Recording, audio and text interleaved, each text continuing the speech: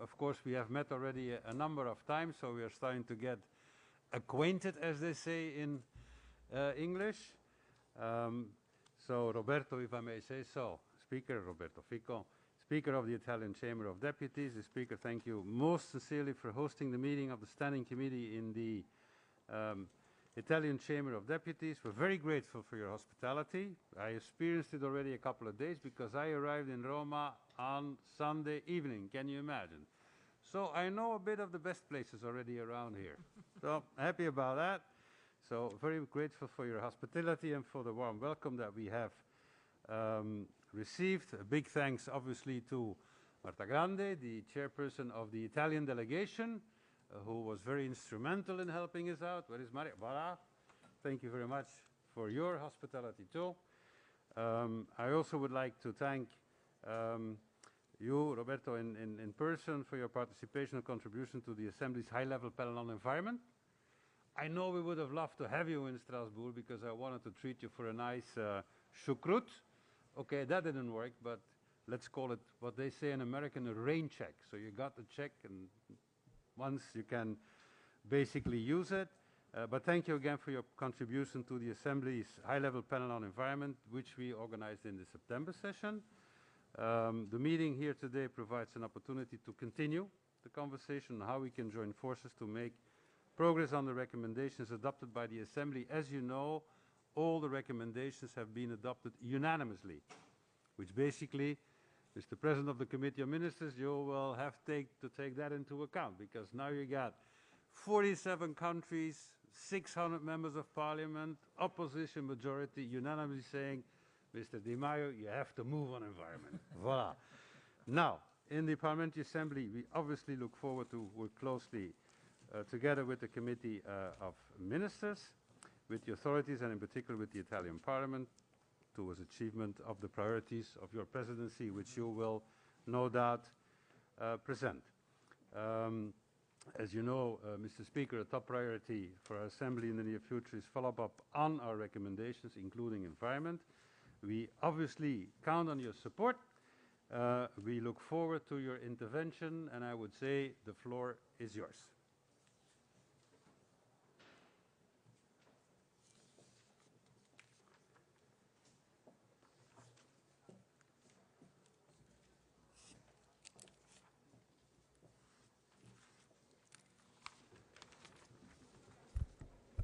Buongiorno.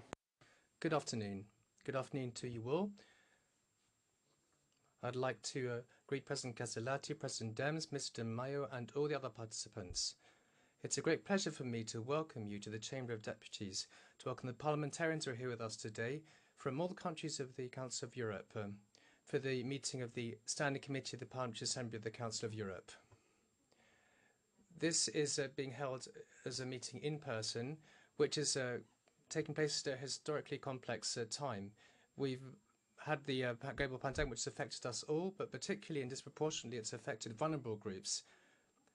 And it's therefore very important for us to be meeting as we are now. The Parliamentary Assembly of the Council of Europe has continued its work, continued to fulfill its fundamental missions to promote democracy, human rights and the rule of law throughout Europe. This parliamentary meeting is taking place in connection with the beginning of the Italian 6-month presidency of the Committee of Ministers of the Council of Europe. This is happening 20 years after the previous one. I'd like to recall some of the priorities of the Italian presidency. They start with strengthening the founding principles and values of the Council of Europe, paying special attention to the promotion of women's empowerment and children's rights and minorities.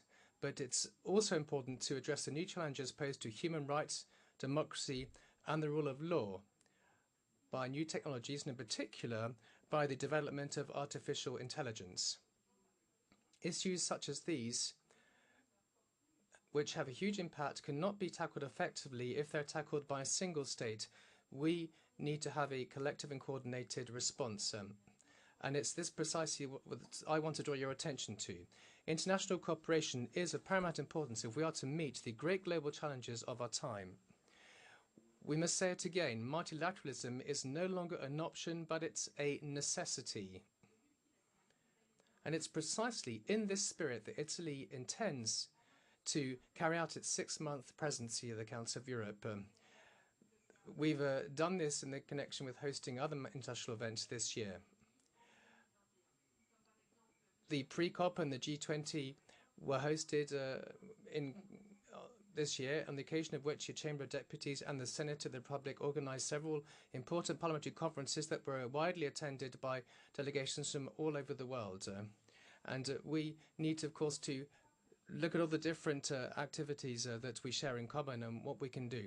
Let me now quote Winston Churchill, who in his speech delivered at the University of Zurich on the 19th September 1946 first advocated the establishment of the Council of Europe. He had an insight that the only remedy for conflicts would be to rebuild the fabric of Europe and provide it with a structure in which it can live in peace, security and freedom. And the first concrete step will be the establishment of the Council of Europe, whose structure will be such as to make the material strength of a single state less important. The small nations will count as much as the big ones and will be able to do themselves credit by contributing to the common cause." End of quote. Italy is one of the 10 founding countries of this organisation, which was set up in 1949 with the aim of fostering the creation of a common democratic and legal space in Europe. Today, with 47 member countries representing some 840 million citizens, the Council of Europe is unique in the world. And by focusing on rights and fundamental freedoms, it has a unique role to play. And this is all the more important if we look at the complementary relationship and almost osmosis that's been developed with the European Union. If you look, for instance, the monitoring and procedures of the Parliamentary Assembly on member states' compliance with the obligations arising from the membership of the Council of Europe. These have often been used by the European Commission as a yardstick for assessing the progress candidate states have made in their accession process for joining the European Union. In this context, the irreplaceable role of the Parliamentary Assembly of the Council of Europe as a free forum for debate and discussion on issues of the protection of rules and the role of and rights is testified by the topics that we're discussing. These concern the issue of migrants, combating corruption, marking the anniversary of the Istanbul Convention, and we dedicated a few days, in fact, an event in this particular room to this. There's also issues related to migrants, as I was saying, migration between Belarus and Poland. These are issues of fundamental importance. I'd like to add that we shouldn't use migrants as a political pawn to make, and these are issues of fundamental importance, and I'm certain that this meeting will provide very important insights. We need to base ourselves on the paradigm of Europe and the paradigm of unity. We can't act on our own. We need to manage this very complex phenomenon together, such as migration. And this complexity is something that cannot be resolved by countries alone. We need to have a solution in which we all work together. To conclude, therefore, the debates that you'll be having over the next few days will be of great importance and great sensitivity. I have no doubt that your meeting will be providing us with a number of important insights to which we should pay the utmost attention. I'd like to wish you all the very best for your meeting. Thank you very much for your attention.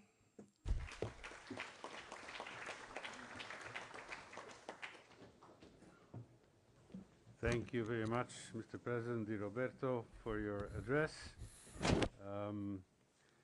I would now will have the pleasure to officially welcome Madam Maria Elisabetta Alberti Casellati. I hope I said that with the right accent. President of the Senate, we're very happy to have you here, Madam, to address our standing committee. As you know, as we all know, today marks the International Day for the Elimination of Violence Against Women, which is a subject which has a very high importance in the work of our Assembly. We have discussed, Madam, together progress and the challenges ahead in promoting what I have been calling zero tolerance on the issue and ending violence against women once and for all during events that were hosted by both the Italian Chamber of Deputies and the Senate.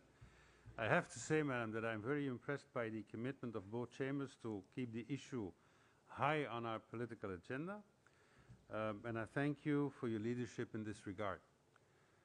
As I mentioned during yesterday's event in the Senate, members of Parliament have a very important role to play in ensuring the effective putting into practice of the Istanbul Convention, and we count on the continued active involvement of the Senate in this regard. On top of that, we know that you have this special committee, which is kind of an example that we take on board for other parliaments. Madam President, we look forward to hearing your views on working together towards ensuring the success of the Italian presidency of the Committee of Ministers of the Council of Europe and responding to the issues and priorities in the parliamentary agenda at both national level, be it in the Chamber in the Senate, and at the level of the Parliamentary Assembly of the Council of Europe. Without any due delay, Madam President, you have the floor.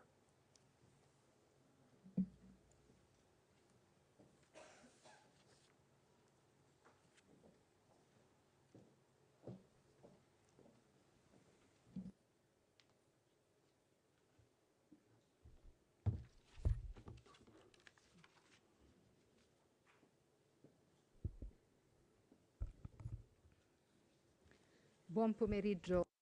Good afternoon to you all. President of the Chamber of Deputies, Mr. Roberto Fico, President of the Parliamentary Assembly of the Council of Europe,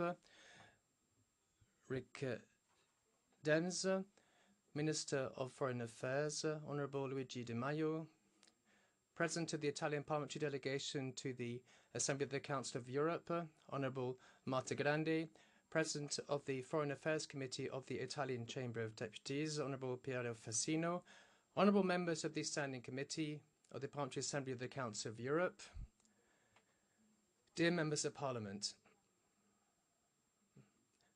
it's really a great pleasure for me to be able to extend the greetings of the Senate of the Republic to this meeting of the Standing Committee of the Parliamentary Assembly of the Council of Europe. This meeting is being held on the occasion of the start of Italy's six-month presidency. 2021 has been a particularly important year for Italy's international outreach. Italy successfully chaired the G20 meeting and partnered with the United Kingdom in the presidency of the COP26, leading expertly crucial multilateral processes. Significant results were achieved, both in advancing dialogue on the most difficult challenges and also in building international consensus on common strategies and actions to be adopted in many different fields. This role of facilitator of political processes is now finding its natural continuation in the start of the Italian presidency of the Committee of Ministers of the Council of Europe. After all, commitment to multilateralism is the only method and the most effective tool for tackling increasingly complex and integrated global challenges. The emergence of the pandemic crisis, sustainable and inclusive growth, climate and environmental balance, as well as the security and stability of various regions of the world, are priorities that Italy, with a full and active involvement of Parliament, has placed firmly at the centre of its foreign policy agenda and has shared with its European and global partners. Now, these priorities are combined with what I would call the genetic code of our continent, and on which you work. The work of the Council of Europe focuses in particular on, of course, promoting democracy and human rights. The work carried out by the Council of Europe to strengthen the quality of pluralist democracies, to guarantee freedom of opinion, to defend human rights, to combat racism and discrimination, and to promote gender equality is an invaluable asset, not only for Europe, but for the whole international community.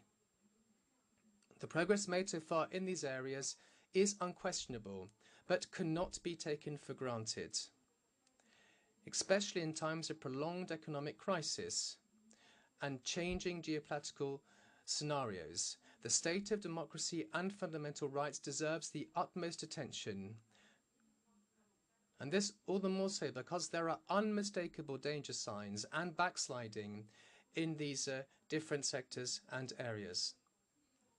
And today, the 25th of November, is a special day. It is the International Day for the Elimination of Violence Against Women.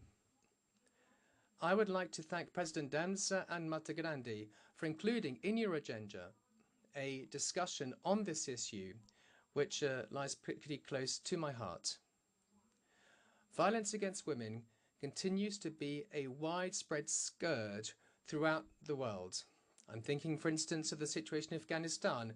We cannot forget about this, and it's our institutional and political duty to act with determination to eradicate this phenomenon, which violates fundamental human rights, and it's one of the main obstacles for achieving gender equality. This scourge has not been healed. Indeed, other forms of violence, more than other forms of violence, it tends to worsen in times of crisis, such as during the pandemic, when domestic and family tensions that often form the backdrop of this are exacerbated. The forms in which it manifests itself are diverse: physical, psychological, sexual, economic, occupational and digital violence. And in many, far too many cases, it leads to the most extreme ultimate consequences, i.e. feminicide. We need to be more aware of the proportions of such a serious phenomenon. This is why I salute the work of international bodies such as the CSW, the UN Conference on the Status of Women, as well as the work of Grevio, the Council of Europe's independent group of experts, which monitors the implementation of the Istanbul Convention, the leading international legal instrument against domestic violence and violence against women. However, progress in this field will not be achieved through legislation alone. It is through education, through childhood, that we need to start in order to develop non-violent gender relations. We need to abandon the stereotypes that sometimes unconsciously hinder the choices and life paths of many women. These same stereotypes still condition the lives of far too many men who are incapable of having respectful and equal relationships with women at work, in their emotions and in everyday life. We are called on to make a major cultural change involving the media, schools and training centres, religious communities themselves, and places where people live together. We want to bring about a change in the perception of women and the relationship between sexes.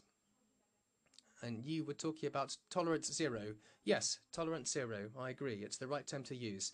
The approach with which you are addressing this issue today, and I'm delighted about this, is very significant in this context because it underlines precisely the very important active role that both men and boys can play in raising awareness about how urgent it is to eliminate gender-based violence. Parliaments can make a decisive contribution to this fight. In the Italian Senate, for instance, the Commission of Inquiry into Femicide and all forms of gender-based violence carries out excellent work in analysing and identifying best practice for combating this phenomenon. And it's also an effective forum for dialogue between the relevant institutions.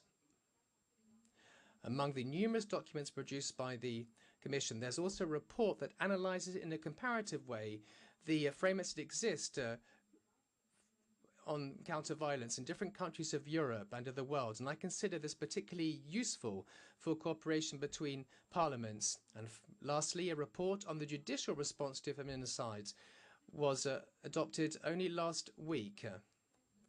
There's still a huge amount of work to be done, and there's no room for complacency. To the institutions we represent today, and in particular to the bodies of the Council of Europe, I renew my encouragement and my wish that you continue to succeed with your valuable work. I have no doubt that the Italian presidency will give further impetus to the achievement of the common objectives of peaceful coexistence, democracy, and rights which underpin your mission. Thank you very much indeed for your attention.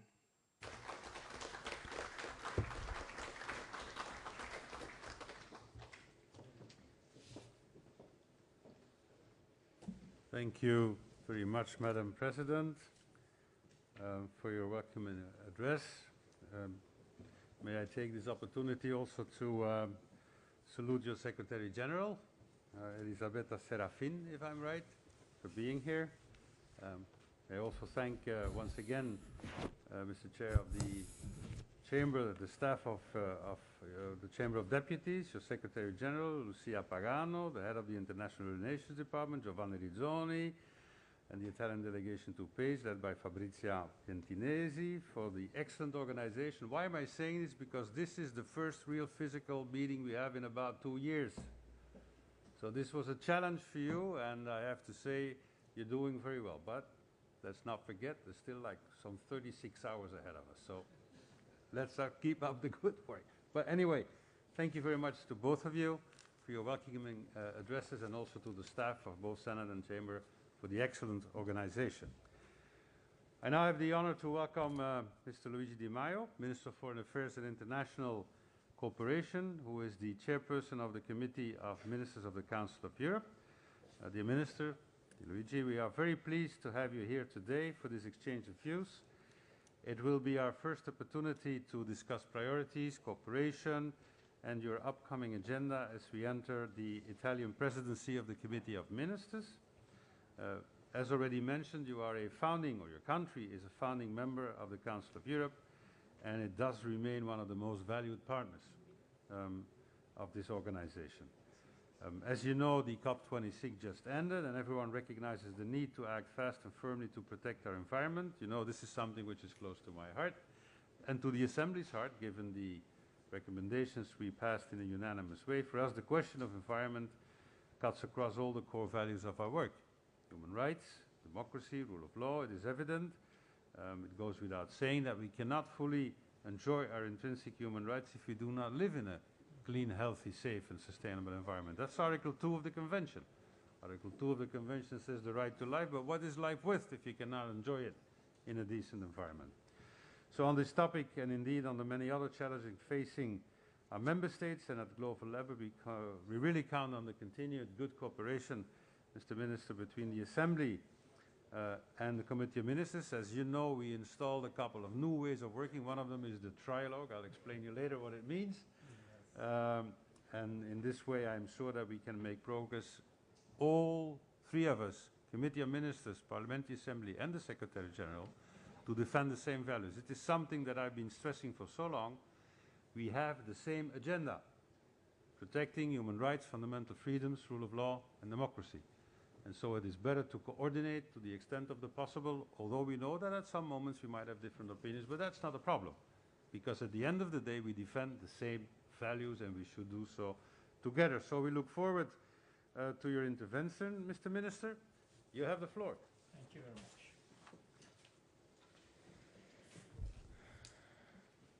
Grazie. Thank you very much indeed, President, dear Rick, dear members of the Standing Committee of the Parliamentary Assembly of the Council of Europe. I'd like to thank you very much indeed for inviting me to take part in this session of the Standing Committee. And this gives me the opportunity to outline to you the priorities of the Italian presidency over the next 6 months.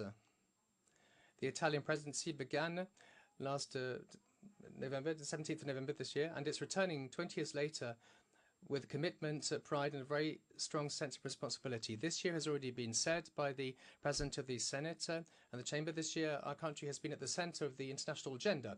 First, as President of the G20, and secondly, as partner of the UK in COP26, and now as having the presidency of the Committee of Ministers of the Council of Europe. Italy is more committed than ever to strengthening international cooperation in the face of new global challenges. Multilateralism is not an option, but it's a requirement. The pandemic has clearly shown that no country can do it alone, and that there is more to gain from effective common rules than from not having them. We need, therefore, more multilateralism, both at global and European level. More than 70 years have passed since the founding countries, including Italy, decided to establish the Council of Europe in 1949. Since then, other states have joined over the years, accepting its founding principles and values. Today, it is our duty to remain committed to this European house, which represents the most inclusive forum for dialogue and harmonisation on democracy, human rights and the rule of law on our continent. The Council of Europe plays a crucial role in promoting security and stability in Europe and in the wider multilateral architecture, thanks to its unique framework of conventions and legal instruments, which also attract non-member states. Within the Council of Europe system, the Parliamentary Assembly is an extraordinary tool for dialogue and discussions. In my recent meeting with Secretary General Buric, we underlined the relevance of the Assembly and the particular activism that characterises it, even compared to other international parliamentary bodies. The role of the Parliamentary Assembly has evolved over time from the purely consultative functions of its very early days. The main added value of the Assembly lies in its pluralist attitude, in its ability to reflect the variety of national parliaments, thus also giving substance in an international forum to the voice of political minorities. During our presidency, we intend to further enhance the role of this parliamentary body, including by strengthening the interaction with the Committee of Ministers. We will therefore continue the practice, which we believe to be a virtuous one, of regular meetings between the Chair of the Committee of Ministers and the President of the Parliamentary Assembly and the Secretary General of the Council of Europe, with the aim of enabling the organisation to speak with one voice on major issues whenever this is possible. To this end, the role of the Joint Committee as a forum dedicated to coordinating activities between the Committee of Ministers and the Assembly will be extremely useful. Effective multilateralism, then. This is the driving force behind our presidency, which has prompted us to develop an ambitious programme that will include more than 30 events over the 6 months, with the aim of advancing the work of the Council of Europe.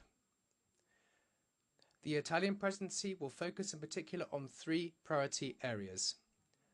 Our first objective is to encourage a renewed commitment to the shared values of the Council of Europe, starting with the protection of human rights, democracy and the rule of law.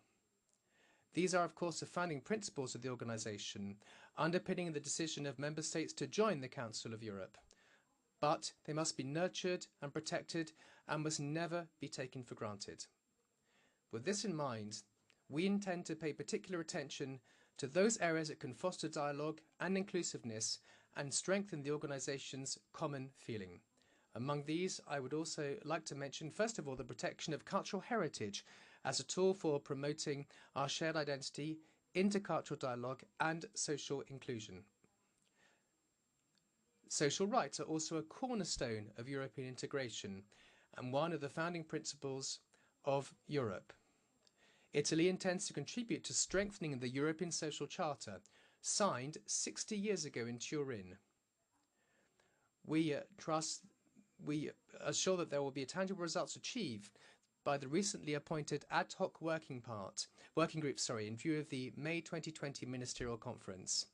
The second priority area concerns the promotion of the rights of women and young people who are particularly exposed to violations and discrimination, even more so in the context of the pandemic. Women's empowerment and equal participation in social, economic and public life. Italy has always been strongly committed to these issues. They have also played a central role in our presidency of the G20. We will spare no effort in combating gender-based violence and domestic violence, underlining the importance of the Istanbul Convention in every context. I would like to take this opportunity once again today, on the International Day for the Elimination of Violence Against Women, to encourage further accessions and ratifications of this legal instrument, which is undoubtedly the most advanced one in this field at multilateral level. It is our obligation, our duty to protect children's rights, but also to prepare children to develop an aware and responsible citizenship by promoting appropriate youth policies. During our presidency, we will launch the new Council of Europe strategy for the rights of the child. We will organise a forum on democratic citizenship to which young people from the 47 member states will be invited. Combating discrimination in all its forms and promoting inclusion will also be at the heart of our programme, thanks to dedicated initiatives and events. Our third line of action is geared towards building a people-friendly future. The Council of Europe has often been at the forefront in addressing challenges posed by new technologies through its ability to read them from the angle of the rights of the individual. Let us recall, for example, the Budapest Convention on Cybercrime, which is now a global reference point and on which we intend to focus during this semester with the opening for signature of the second protocol. Currently, the Council is examining the impact and risks that the development and use of artificial intelligence may have on human rights, democracy, and the rule of law. We are building on the initial impetus provided by the Finnish presidency and the achievements of subsequent presidencies, including the decision taken at the Hamburg ministerial meeting in May 2021 at the end of the German presidency.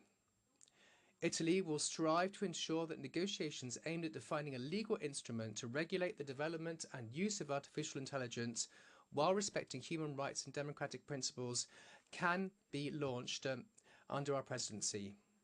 Building a future on a human scale also means promoting a citizen-friendly judicial system. The rule of law and the independence of the judiciary are the basis for effective democracy and the protection of human rights and fundamental freedoms. In this perspective, it's very important that the judgments of the European Court of Human Rights are enforced and that the effectiveness of the monitoring system is properly ensured. Italy sees the accession of the European Union to the European Convention on Human Rights as a key element in order to make the European system of human rights protection more coherent and more comprehensive. At the same time, Italy considers it a priority to reaffirm the function of punishment as a moment of rehabilitation of the offender, but also as a moment of reparation for the victim. This will be the theme of the ministerial meeting of justice ministers next month in Venice. In addition, as part of our efforts to promote the independence of the investigating judiciary, we will be organising a meeting of all the prosecutors general of the Council of Europe member states in Palermo in May. It will be an opportunity to mark an important anniversary for our country, 30 years after the murder of judges Falconi and Borsellino. Their painful sacrifice gave commitment, determination and awareness on the fight against mafia associations. Here then are the three macro areas of priority for our presidency: fundamental values, the rights of women and young people, and a people-friendly future. With this in mind, during our 6-month presidency, we have planned a number of initiatives aimed at bringing young people, in particular, closer to the reality of the Council of Europe and the values and principles of which it is both guardian and promoter through its institutions, such as the Court and the Parliamentary Assembly.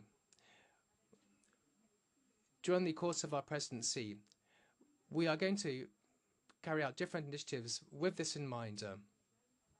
And through these initiatives, we want, of course, to promote the values and the principles of the organisation, which is guaranteed by, as I said, both the Council of Europe, the Court and the Parliamentary Assembly. The commemorative stamp you have on your tables is a tangible example of the attention paid to disseminating the image of the organisation. It is a special issue made by the Italian Post Office with the intention of celebrating our presidency and also underlining how the Council of Europe is now a part of the daily lives of our citizens. It's a heritage that should be protected, cherished and shared. Dear colleagues, before wrapping up, I'd like to express my great satisfaction at the consensus-based adoption yesterday of the Council's budget for 2022 to 2023 under our presidency. This is a very important result, which is one that could not be taken for granted. 2 years ago, a vote had to be held on this. For the first time, the budget of the Council of Europe has been adopted from the point of view of a 4-year programming cycle, which gives more coherence, more stability and greater predictability to the activities of the organisation. Furthermore, the adoption of the budget based on the criterion of ZRG, zero real growth, should be seen as an impetus to be provided to pursue with even greater determination the path of reform undertaken by the organisation, with a particular regard to boosting the efficiency of its working methods and optimising the use of its resources. To conclude, therefore, I'd like to thank the Italian Parliamentary Delegation for this first opportunity to have this important meeting. As Italy, we hope to work with the Parliamentary Assembly throughout our presidency in a fruitful and constructive manner. We'd like to advance the programme I just outlined to you and achieve our common goals. Your contribution and input will also be crucial to ensuring the necessary link between the principles, objectives, instruments, and results. Of course, it goes without saying that the presidency will end with a meeting of all foreign ministers at which we hope to be able to outline the progress made during our presidency, the lines of action we will leave as a legacy for future presidencies. Thank you ever so much for your attention.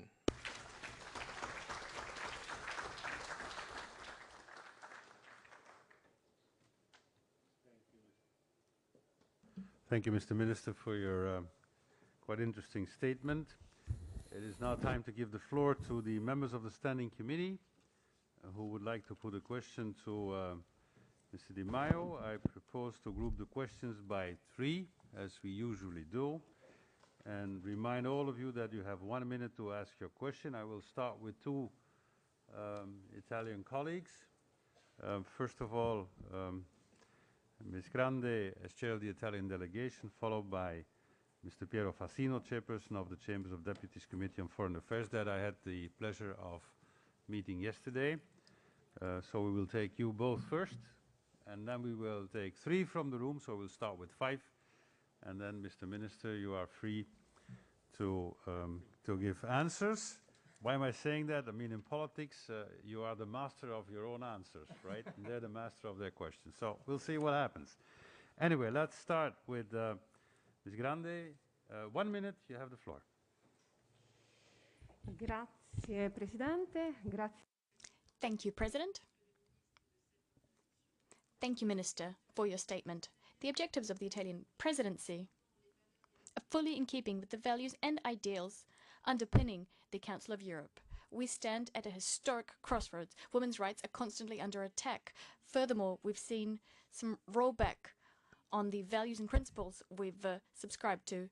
Thus, as part of our presidency, we'll be working to strengthen those values. You've also chosen as a priority the rights of young people. This opens the door to young people who are calling for a more sustainable future. Today's youth is asking for an environment, a simple environment in which we can live so that we can protect nature. We want greater protection of human rights as enshrined in the Universal Declaration of Human Rights. This is what young people are calling for, as many young people are facing discrimination based on their sexual orientation. These priorities, which we've chosen for our presidency, means that we as politicians will be speaking to the key items on the agenda in our societies. By conclusion, Minister, I have a question for you, but it's a question for everyone.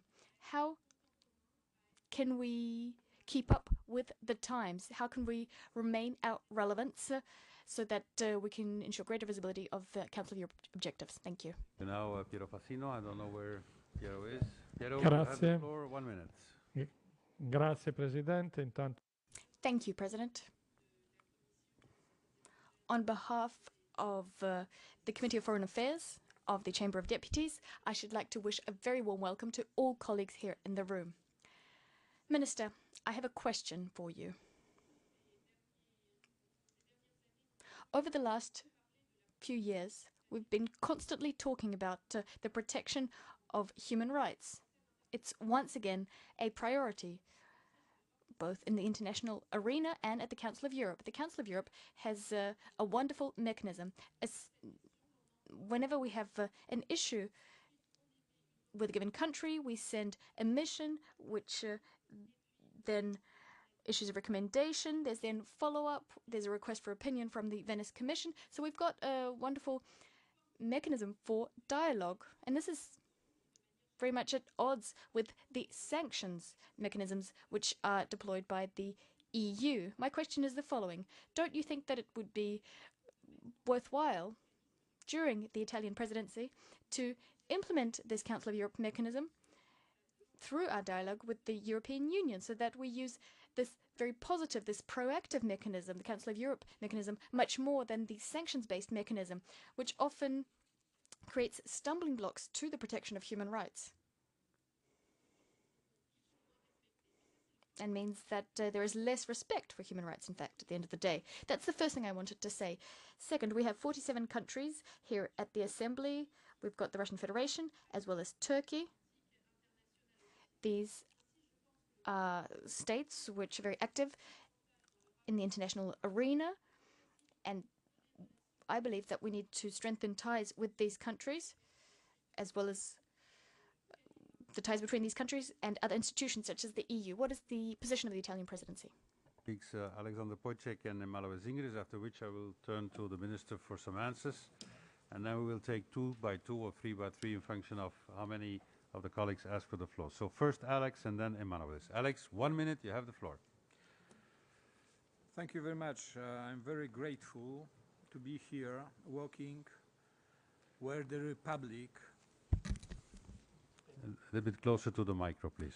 Walking where the Republic was born 509 before Jesus Christ, and where, unfortunately, also the Republic died 500 years later. It's very instructive. I heard from our distinguished hosts about the situation on the Belarusian border, but I didn't hear the answer what to do. Today, many of foreign affairs ministers of Europe, General Secretary of NATO, President of European Union had condemned this terrorist mission, this hybrid attack. But we should bring probably something more general as an answer, because the situation is completely different. Geneva Convention was established 70 years ago when the walls was built by the communists to stop people to escape from the Eastern prison. Now the situation is completely different, and unfortunately we are building the walls to stop people to come to the democracy and to the place they want to come for the better life. But we have to have, and I understand that Italy has also an experience of the previous years, and we have to find something probably in between. And my question is, what is your agenda for the future? Thank you. Thank you, Alex. Last in this series is Emmanuel Zingris. Emmanuel, you have the floor for 1 minute. Thank you. It's a really great occasion, dear President and dear Minister. We just passed our resolution 2404 with great support from Italian side in the Assembly. I would like to cite: the Assembly proposed a declaration within the Council of Europe of a permanent group or body on the human rights situation in Belarus, one of the tasks of which will be monitoring the situation of migrants, refugees and asylum seekers from Belarus. Dear Minister, 2 days ago we observed your Italian ambassador and other ambassadors who kept probably silence on the proposal to establish ad hoc committee for Belarus, for human rights situation, and at the same time, just mentioned by my colleague Pocek, artificially created tensions and a hybrid war. It's not the same what you have on Italian border, Greek border, and this artificial attack who have the target to change our foreign policy towards last dictator Lukashenko. We will not change our policy, I will tell you officially, towards dictator, and we have in Vilnius leadership of Belarusian democratic organizations, Madame Tikhanovskaya, and we will ask you to have expertise about the constitution just sent from Belarusian democratic side, Tikhanovskaya side, to Venice Commission, and to have results about proposed constitution draft, how they see the situation. Dear Minister, my question will be about your behaviors during the chairmanship. We are all thankful for your great contribution. We are behind women's rights and all standards just mentioned by you. We are supporting you, but please tell us how it's possible happens that some of you government were waiving to include Belavia company, means company from Belarusian regime involved in illegal immigration to sanction list. We're asking you to keep inside of European Union united line with these countries. Thank you so much.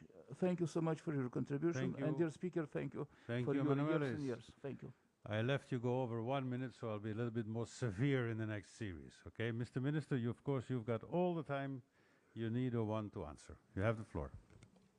Thank you, Rick. Grazie, Rick. And vorrei cominciare. To begin with, I should like to talk about women's rights and the Istanbul Convention.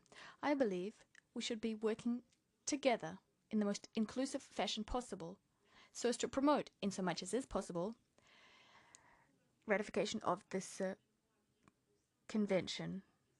The work we're doing at the Council of Europe, and this is what President Fico said earlier, what we're doing is finding a way, a method of achieving our objectives. This method should be underpinned by dialogue, engagement, as well as attempts to achieve common positions, a common position of countries which are members of the Council of Europe. This is what the President said earlier. We have common values on which the Council of Europe was built. I believe that the Convention on the Elimination of Violence Against Women, the Istanbul Convention, is a convention that concerns all Council of Europe member states, so whether they be founding members or whether they joined later on. We also have follow-up mechanisms.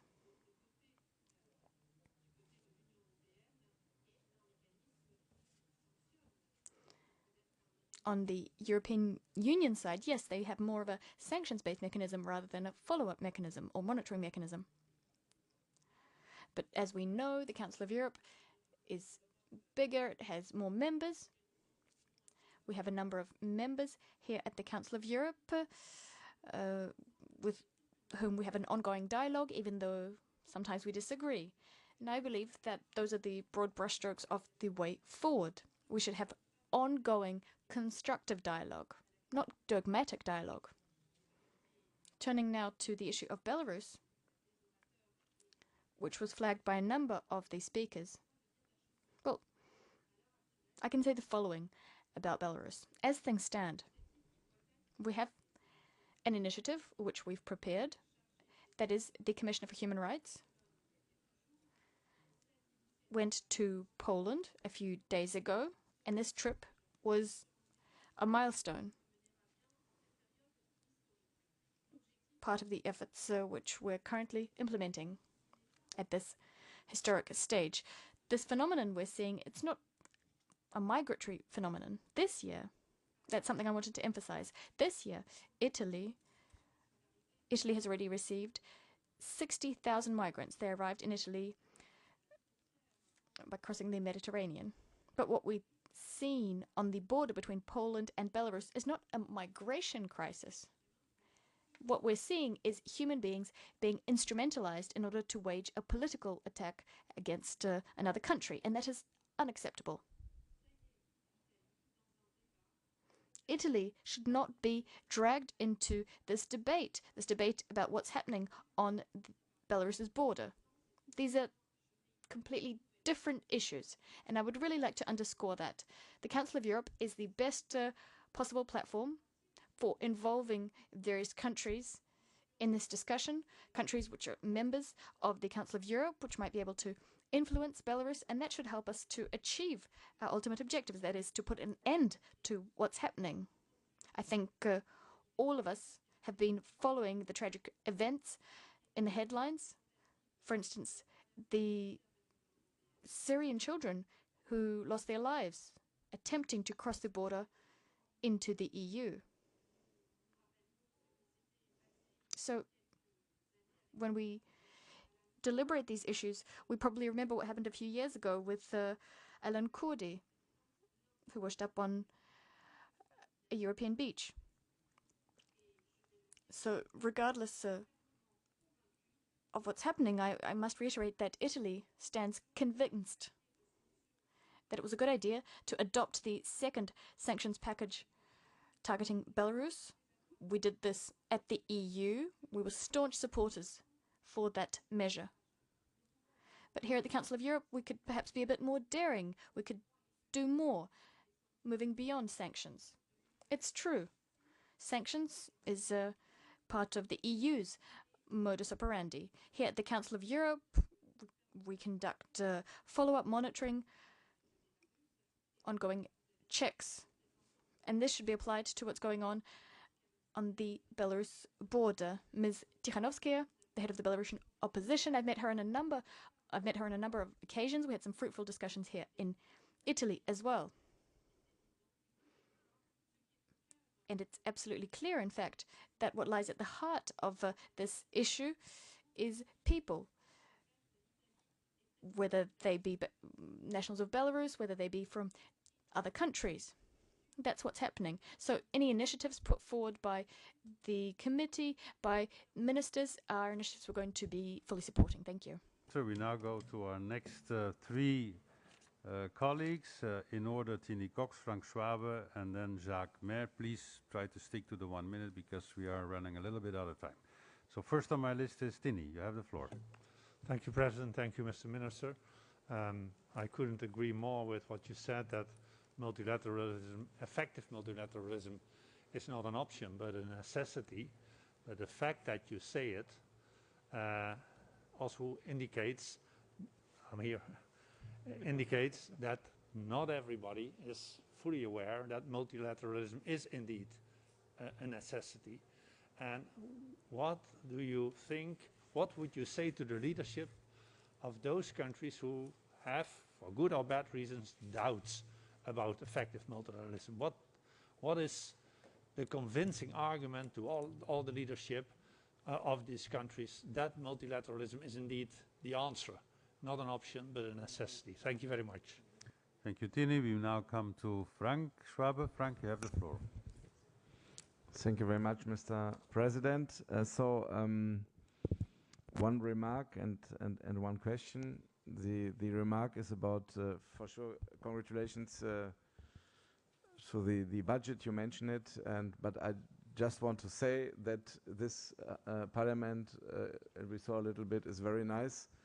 If you will come to Strasbourg, you will see it's a little bit more not so nice, this building there, and we need some money there and some more money, and it's not very much money we need in this organization. It's okay, it's a quite little budget, but I just want to say that in Germany, I'm German, we have a new government with maybe a colleague from the Green Party very soon to you, and she's aware of it. She was member of the PACE, and maybe there's a chance to come more into this question of the budget for the future. The question is about the most important organization, part of our organization is the European Court on Human Rights. And we have the really worrying situation that more and more countries don't respect really the judgments. We saw a decision by the Constitutional Court in Poland yesterday that concerns us a lot. And today and the next days, the Committee of Ministers, and you have the chairmanship, will discuss the case of Osman Kavala and Turkey. And the question is to you, how do you think about the situation, how we can bring the countries more to respect these judgments, and what will you do as a president in the next half year? Thank you, Frank. Thank you for raising the fact that we're asking money to all of the governments, but of course if Italy wants to show the example, feel free. No problem, Luigi. Feel free. Yeah, third on the list. You see, you're making friends here now. Well, depending on the result, of course. Jacques, you're the third in the list. 1 minute, please. Merci, Monsieur le Thank you, President. Minister, Rick Daems embodies a liberal-leaning presidency here at the Assembly. It's coming to an end. And throughout this liberal presidency, we've managed to garner consensus here on some of our themes, one to which we attach great importance, and that is the relationship between human rights and the environment. Today, the European Convention on Human Rights, well, if we were to draft it from scratch, environmental rights would be seen as part and parcel of fundamental rights. This approach was discussed recently with the involvement of many eminent personalities, the Pope, who's not here. We also had the UN Secretary General speak to this. The Committee of Ministers also issued a communication calling for a feasibility study to see whether we need a legally binding instrument in this field.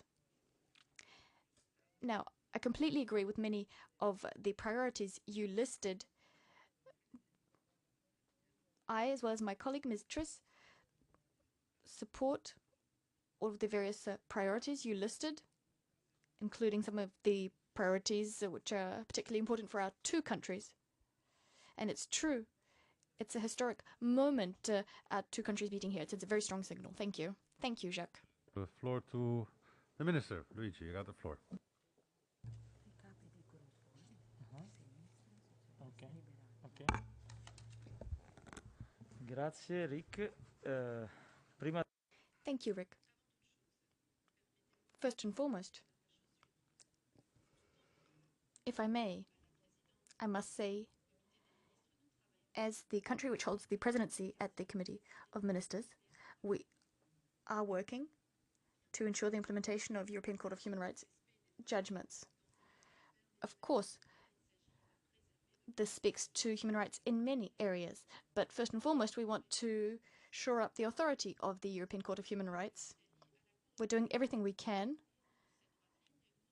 to shore up its credibility, and part and parcel of this process is contributing to staff reducing arrears, reducing the backlog, in European Court of Human Rights judgments. As part of its work during its presidency, we're going to do everything we can to ensure that court judgments are implemented. And this is in keeping with what was said earlier. There are some countries which have strayed from our fundamental values. We need to bring these countries back into the fold to ensure that they're on the right track, and this through the various initiatives we've decided on and are promoting, working hand in hand. Over the last few years, we've been working on this. We're one of the founding members, but we must say that we've seen this before. We've seen precedents whereby some member states have not implemented European Court of Human Rights judgments, and this means that some individuals have not had their rights upheld. Following these precedents, we managed to achieve what we're after using this mechanism, which involves both the Assembly and the presidency. You can count on Italy, in fact, because Italian public opinion attaches the utmost importance to the judgments handed down by the European Court of Human Rights. So on top of the various governmental initiatives, there's also public opinion. Public opinion believes that these judgments are credible, and this is applicable in very specific cases as well. Furthermore, I must add that we stand convinced that we need to keep on believing, placing our belief and faith in multilateralism. It is thanks to dialogue that we'll be able to make headway. Italy will use all of the arrows in its quiver, make every possible effort, and stands ready to cooperate with all the various countries so we can achieve our stated objectives. This applies to all cases, including the Kavala case, which is of great concern. And in fact, this is something I highlighted during the inaugural meeting of the Italian presidency, which was held in Strasbourg. The Kavala case is something we're going to continue talking about. We're going to continue engaging in dialogue with the relevant countries, specifically Turkey, so as to ensure that the rules are upheld. Lastly, you mentioned the environment. At the various multilateral fora held this year, we've discussed this on a number of occasions, pinpointing the close links between the environment and human rights. It's true that in the past, sometimes we've ignored the repercussions of climate change. In many parts of the world, we've seen human rights undermined. as a result of environmental rights not being protected. Many countries have been hard hit by climate change. In some of these countries, terrorists have gained ground. We've seen governments' authority undermined. We've seen radicalization, oppression, targeting women, children, and young people first and foremost. Therefore, what we need to do is continue taking forward vital initiatives. What springs to mind is, of course, the work being done at the Council of Europe, including the Handbook on Human Rights and the Environment. This is something that's being drafted. The Committee of Ministers is going to examine it. We're going to be paying special attention to that as well. Furthermore, we need to find the best possible response to initiatives to update existing instruments. Perhaps we also need to come up with new ones. Furthermore, we'll be fostering interinstitutional dialogue between the Parliamentary Assembly and the Committee of Ministers. Thank you. Thank you for your answers. Obviously, the issue of environment will be high on the agenda of the connection between the Assembly and the Committee of Ministers. And thank you for your answer, by the way, on that. I've got 4 of our colleagues still on my list, so I'll take them all 4 together. In order, Petra Stienen, Jolt Nemeth, Maria Medzencheva, and Nikos Tornaritis. So I will head off with Petra. You have the floor. Yes, thank you, Mr. President, and thank you, Mr. Minister. As the rapporteur for this report, you all got the motion for a resolution on the report of the role of men and boys in stopping gender-based violence. I would like to call on all of the men in this room to speak up when they see violence against women happening. Jokes, even well-intended ones, but other forms of violence as well. There is a provision in the Istanbul Convention under Article 12.4 that actually calls on men and boys to speak up and act as role models and agents of change. So my question to the minister is how he himself personally in the Committee of Ministers will be a role model and an agent for change and actually put these beautiful words into action in the Committee of Ministers meetings. Thank you. Thank you, Petra. Now we come to Jolt. Jolt, you have the floor. 1 minute. Thank you very much. Mr. Minister, greetings to you from Hungary. On behalf of the former Hungarian presidency, we wish you a successful presidency, which is just starting.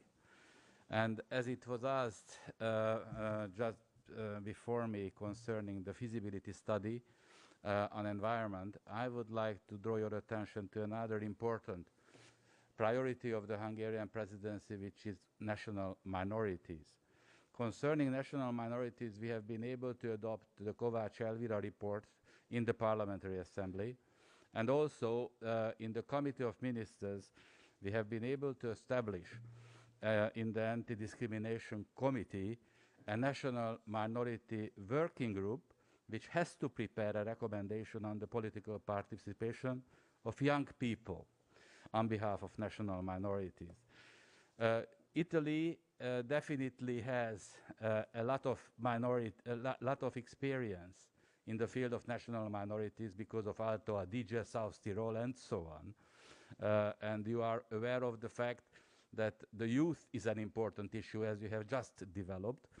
I would like to ask you to follow closely the issue and to find an appropriate answer to this challenge, because for the Balkans, for Eastern Europe, for Central Europe, this is an ongoing challenge, and we hope that your presidency will be successful in general and in this particular field as well. Thank you very much. Thank you, Jolt. We now come to Maria. 1 minute. Maria.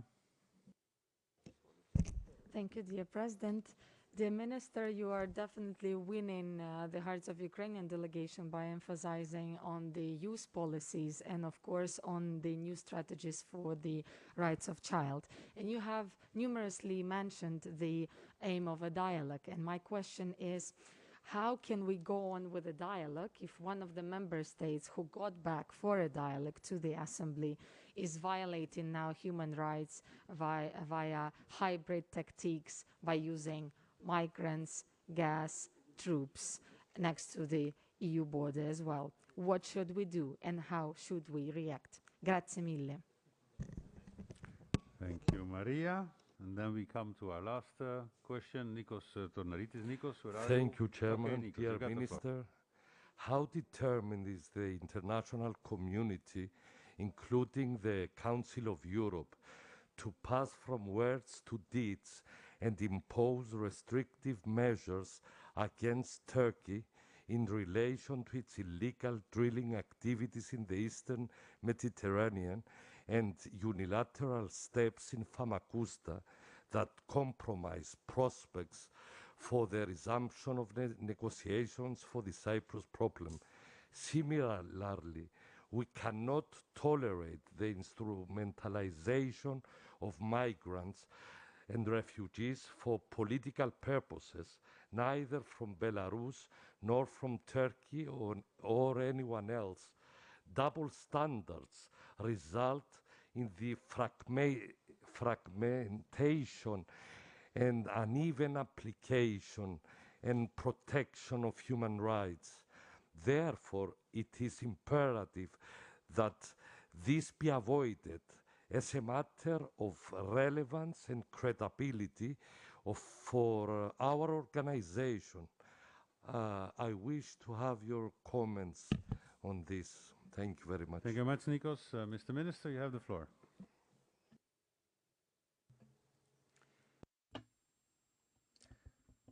Yes, I'd like to start, first of all, by answering the fact that two comments were raised with regard to the rights of the child. And I'd like to, in fact, pass on my very best wishes to the parliamentarians from Hungary, because a few days ago, in fact, in Strasbourg, we had the sort of transfer of chairmanship or presidency with Peter and the Ministry of Foreign Affairs of Hungary, in which the baton was handed over to us. And I did, in fact, pay tribute to the work that had been carried out by the Hungarian presidency in the past 6 months, and we'll do our utmost, of course, to continue with the good work started by the Hungarian presidency. And this work really needs to be properly implemented. Our aim, so far as violence against women is concerned, and I was saying, in fact, just now that we want to work as much as we can to ensure that all member states sign up to and ratify the Istanbul Convention. Let me repeat this once again. I know that today is the 25th of November. It's an important day, of course, and what I'm saying now is of added importance. So we want to do everything we can. And sorry if I'm being repetitive, but the Italian Parliament, with the support of the Italian government, ratified and signed up to the convention quite some time ago, and within our own domestic legislation we've continued to make amendments to it to ensure that this convention is properly implemented, and we will do this, and we will work towards this as part of the Italian presidency. We want there to be a proper monitoring mechanism and initiatives to be taken in the different member states. We'll continue with this by carrying out monitoring visits, by applying the provisions of the convention both in Italy at bilateral level and also elsewhere. We want these aims to be met. I think as things stand today, it's very much our duty to work closely with young people. It's not simply respecting the convention. It's not simply a matter of signing up to and ratifying instruments and conventions. We need to take it one step further. We have a huge responsibility with regard to the rights of children, the rights of young people, the education of children, and it's our duty to do everything we can to ensure that more and more so the young generations are made familiar with the work being carried out by the Council of Europe. But a number of initiatives can be taken and will be taken to heighten the awareness of citizens in Europe, both in terms of their rights but in terms of their duties as well. And a number of events will be organised under our presidency to involve very young children, not just teenagers. We're going to be implementing initiatives to heighten the awareness of the youngest generations, to make them aware of the values that we champion at the Council of Europe. This is ever so important if we want to make headway in the different member states, and if we want to ensure that public opinion fully buys in to these conventions, and that member states all sign up to ratify the Istanbul Convention as a result. Now, with regard to the subject raised by our Ukrainian colleague, we do have one advantage, if you like, that is that we can look at the results that there are from the sanctions mechanism applied by the European Union with regard to human rights violations. Now, this particular format, or the Council of Europe format, in fact, is a different one to the European Union one. Now, of course, we are very firmly convinced that sanctions need to be applied if they've been handed down, but we also need to use all mechanisms that we have through multilateralism. I think you know that better than I do, to encourage the right results to be achieved. Now, these results should be geared towards protecting human rights of all people, in particular individuals who are having their human rights violated, and there are so many cases of this, but we also need to act to continue to work to ease the tensions and to ensure there's a de-escalation of the situation in a region such as yours, Madam. Now, what I'd like to say to you now is as follows. We are absolutely convinced of the importance of multilateralism and its advantages, but we can see the results of multilateralism in Italy. Let me turn to the Mediterranean. If you look at the fact that a number of parties had felt that they had to lose the result of multilateralism. Well, there's United Nations. Well, now, if you look at all these bodies that seem to be losing out, in fact, now have very strong victories in terms of human rights and have brought about a de-escalation in violence. And I think we need to be proud of what we've achieved over the past years. We need to be convinced of the importance of our mechanisms that we have. And as presidency, we'll do everything we can to promote and carry out initiatives, as Marta Grande was saying just now, that can complement the work of the organisation and achieve the aims that we've set. But I do indeed very much believe in dialogue. Dialogue is not only just a nice word. Dialogue is all about diplomatic ties and to achieve concrete results. And if we want to encourage a frank, honest and open discussion with our counterparts, even if we don't share their views, that's certainly one way of achieving our aims. We feel convinced of this, and Italy has always believed in this and has always played its part in fostering dialogue in its foreign affairs. Now, one thing we have noted with regard to Cyprus and what is occurring in this part of the Mediterranean, well, it's certainly a subject that we have looked at occasions in Italy, and it's a situation in which there is a mechanism which is in place, and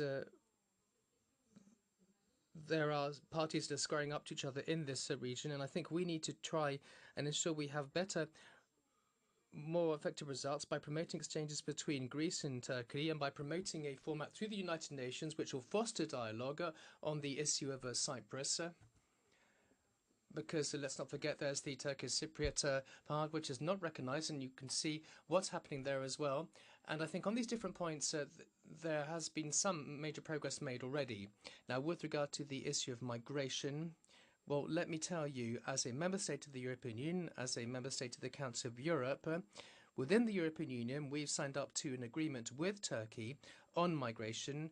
Now, of course, the approach is not necessarily the same when it comes to other questions. That's what I have to say. Thank you very much indeed.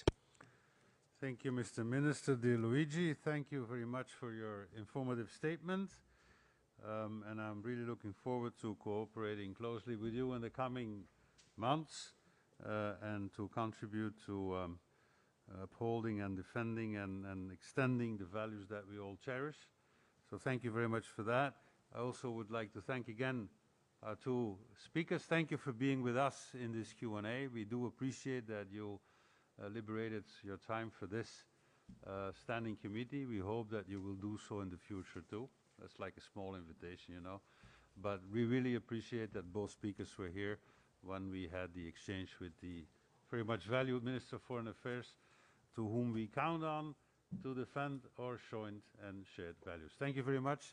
Ladies and gentlemen, this is the end of the Q&A with the Minister of Foreign Affairs. Dear Luigi, many thanks.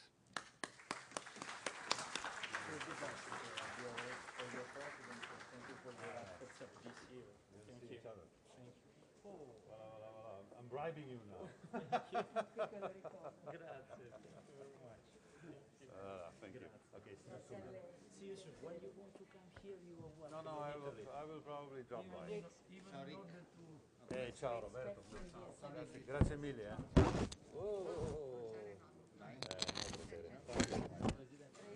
No, I appreciate it very much, Roberto. Thank you. Okay, bye-bye. Okay, See you soon, man. All the best, my friend. Bye. Bye. Thank you. Yeah, that's good.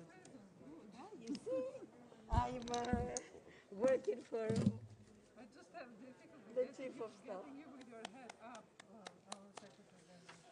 Yeah, because I keep right. You keep running. Okay, Thanks, come on, thanks. let's continue. But there are so many photographers. So Valerie, I'm sure they will have a lot of that. we start immediately. Yeah, We yeah. start with the Ma- vote now? we go on. No, I'm going to do the agenda. Okay, dear colleagues, we continue.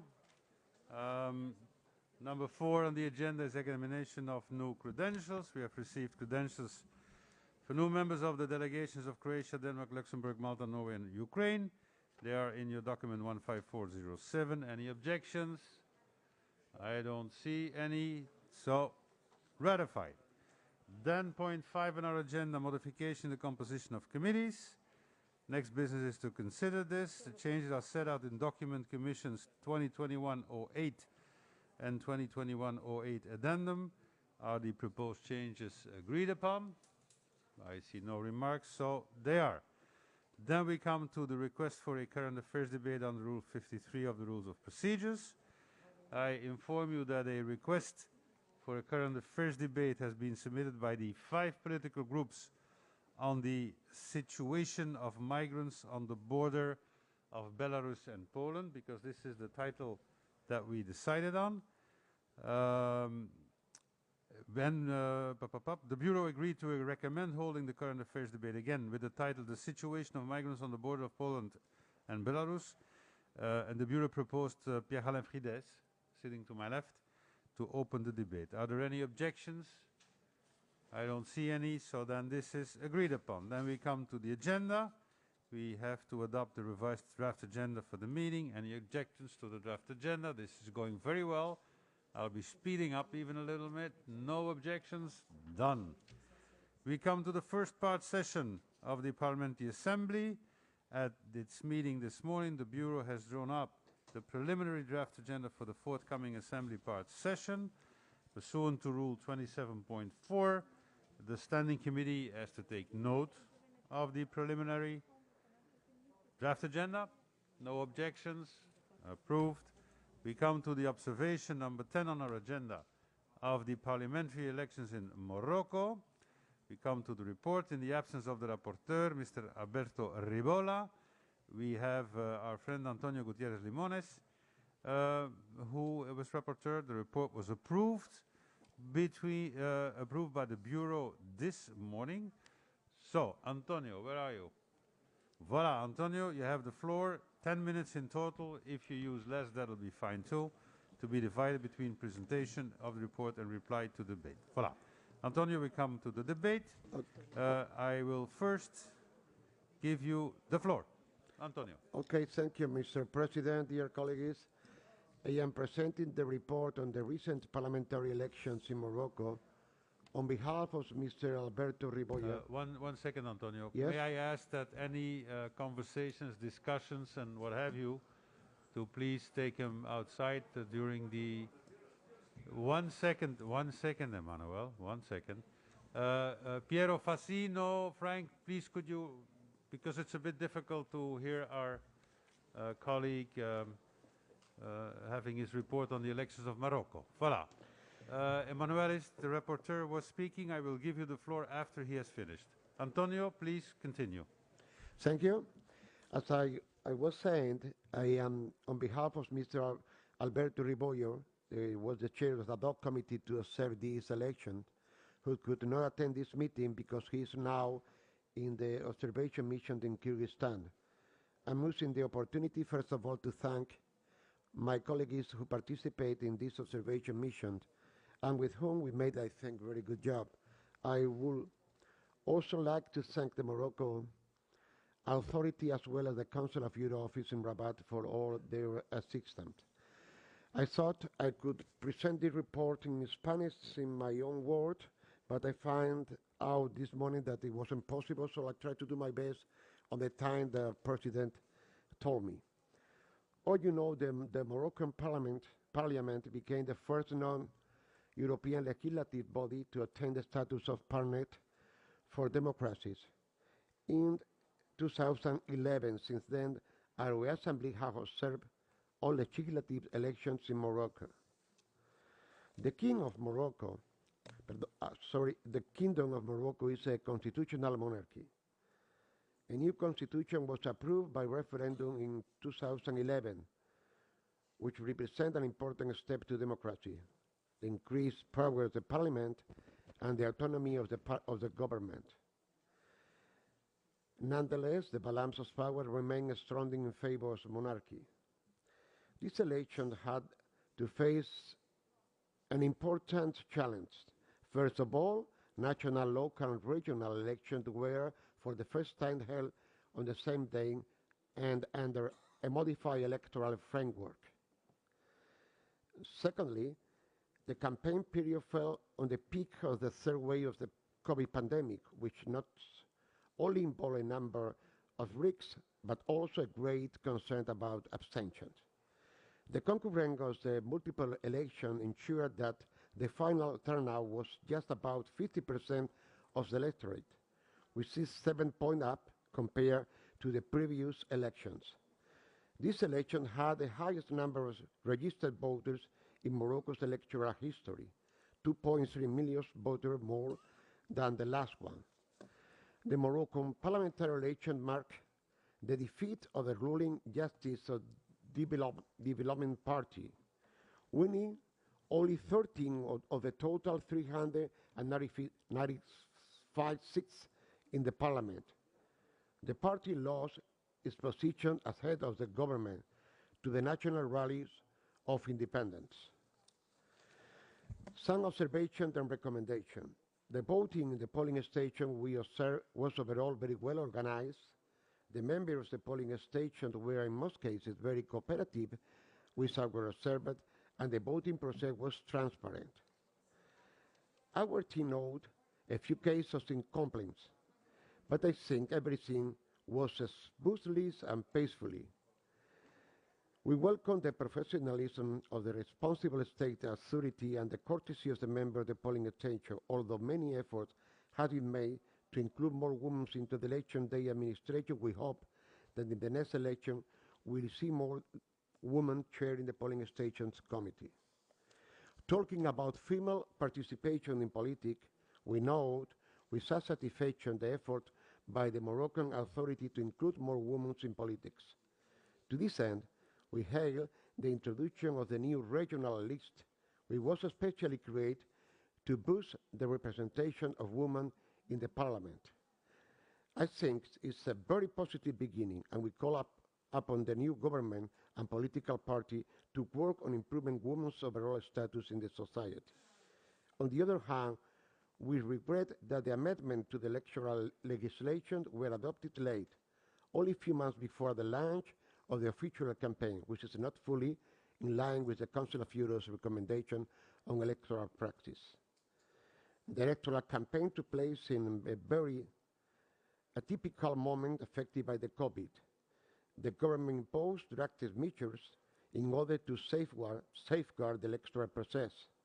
In this context, it was normal that the campaign moved online to social media, which raised some concern over the accessibility of the campaign to all categories of the population.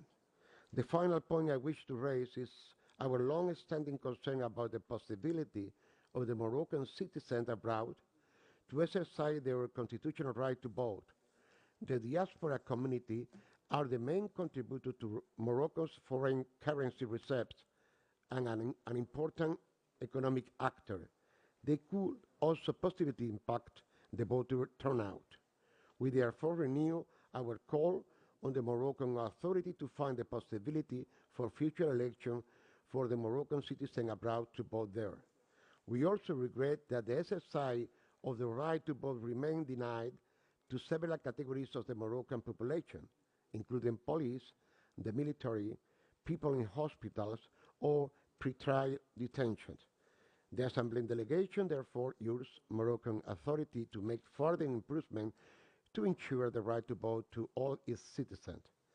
The new authority will have new opportunity now to restore public trust in the political system. The Parliamentary Assembly is carrying out a number of cooperation projects to support the Parliament and engage its capacity to perform in different fields that support the role of Parliament in consolidating democracy in Morocco.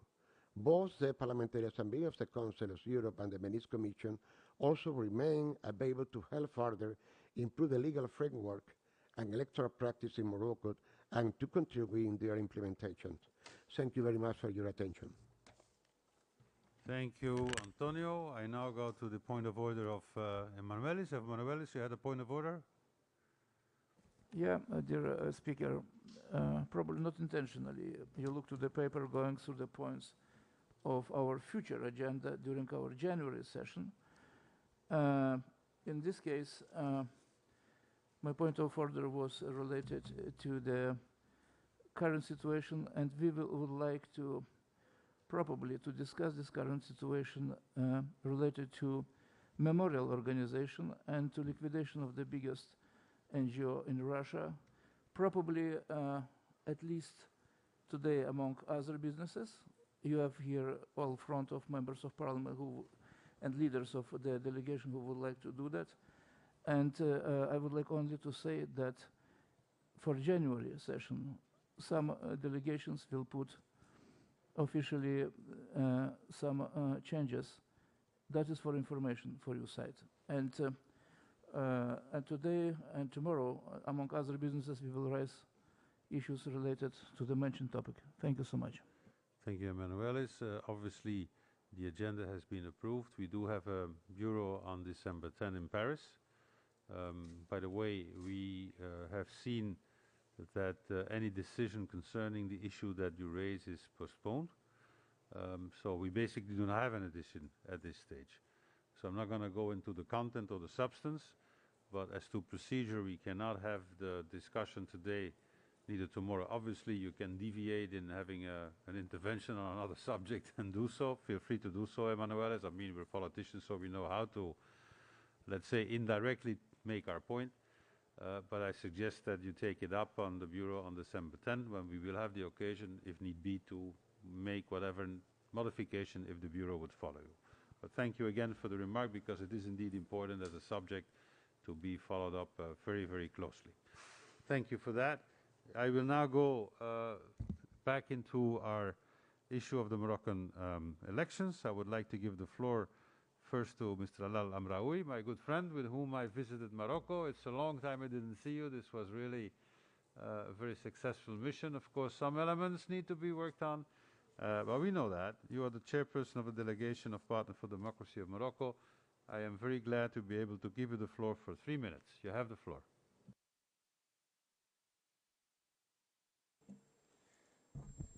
Merci, Monsieur le Président. Thank you very much indeed, President. Dear colleagues, I'd like first of all to state how delighted I am to be here with you today. And I spent 5 years within this organisation, in fact, and it's always been for me, so certainly so far as my political activities are concerned, something of huge importance. And it's one way, of course, of furthering political action. And in all the debates that I've attended, I have to say that I feel very enriched indeed. And a number of subjects have been addressed of huge relevance. So the elections were held in the conditions described by the rapporteur, in completely normal conditions. Apart from, of course, the context of the pandemic, which has had an impact in Morocco since the beginning of the pandemic. We did take, however, very courageous measures. We wanted to avoid the worst-case scenario from occurring. We've had, of course, a vaccine rollout. More than 75% of the population are doubly vaccinated, and the third dose has started to be delivered in the last 2 months. And we've been ensuring that even the most underprivileged sectors, of course, of the society are covered by the vaccination, so that we don't increase the precarious situation in which they live. COVID has had a huge impact on society and economy in Morocco, and what Morocco has decided to do in these exceptional and unprecedented circumstances was decided not to postpone the elections. As happened in some countries, of course, it's very tempting to do so, given the health crisis, the state of emergency. It may well have been tempted to postpone such elections. So we had a twofold challenge. We had, first of all, to maintain the elections in the usual way, but we had, of course, to factor in the exceptional situation caused by the pandemic. We had to guarantee the health and safety of people going to vote. And the second challenge was related to the importance of ensuring that all different steps of the electoral process were steps to prepare the campaigns, to hold the voting and to announce the results. We didn't want this to cause the virus to be spread and for the health situation to become worse. This was the first time, in fact, that the public authorities and the human rights defenders and democratic mechanisms and rule of law mechanisms have sought to organize an election, in which it's important to respect civic and political rights and also respect at the same time the right to life through the threats posed by the pandemic. And we organized over a period of the day, both at local and parliamentary elections. They were held on the same day. It was decided to organize them on the same day. And I think the overall assessment is a very positive one with regard to how the elections were held. Once again, they were taking place in exceptional context, such as a pandemic. And this is why we had these elections organized on the same day. And a number of measures were taken to make this possible. Legal measures also enabled the political representation of society to be enlarged through electoral quotas, which promoted on a very large scale participation from the smaller parties and also strengthened and promoted the participation of women. We have roughly 25% of members who are female members, and this also boosted participation in elections with a turnout which was more than 50%. Lastly, the legal or judicial system, given the fact that we have an independent judiciary, of course, and this has been highlighted in the Assembly, this was the only body that was able to take decisions if there were challenges with regard to potential irregular procedures. And of course, there are times when this may occur. It may be an error, it may be deliberate, but then the judiciary, of course, needed to hand down a decision because it's responsible for that. This is the 11th term now we're having in Parliament, and we certainly hope, along with you, President and Secretary General, that we continue to further our partnership for democracy with the Parliamentary Assembly. Thank you very much indeed. For this information, we now go into whoever wishes to have some remarks. I have seen Alex, I have seen, je vois Nicole. Est-ce qu'il y a d'autres collègues? Are there any other colleagues? If not, I close the speakers list. Voilà. We will start with Alex and then have Nicole, and then we will have Antonio, if need be, to respond. Alex, you have the floor. Merci beaucoup. Thank you very much, Rick. Thank you, President. I should also like to thank Antonio for all of his hard work.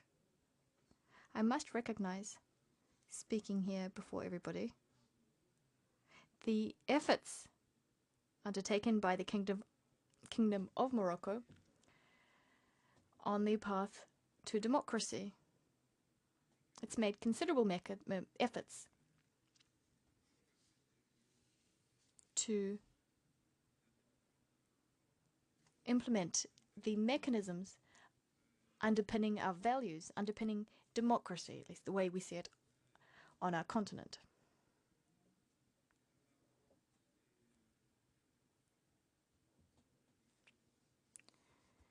To what extent is Morocco important for Europe? Well,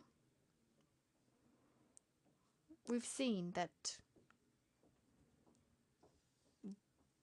Spain and Morocco, for instance, have their differences, but we've also seen to what extent Morocco's stability is essential for our continent.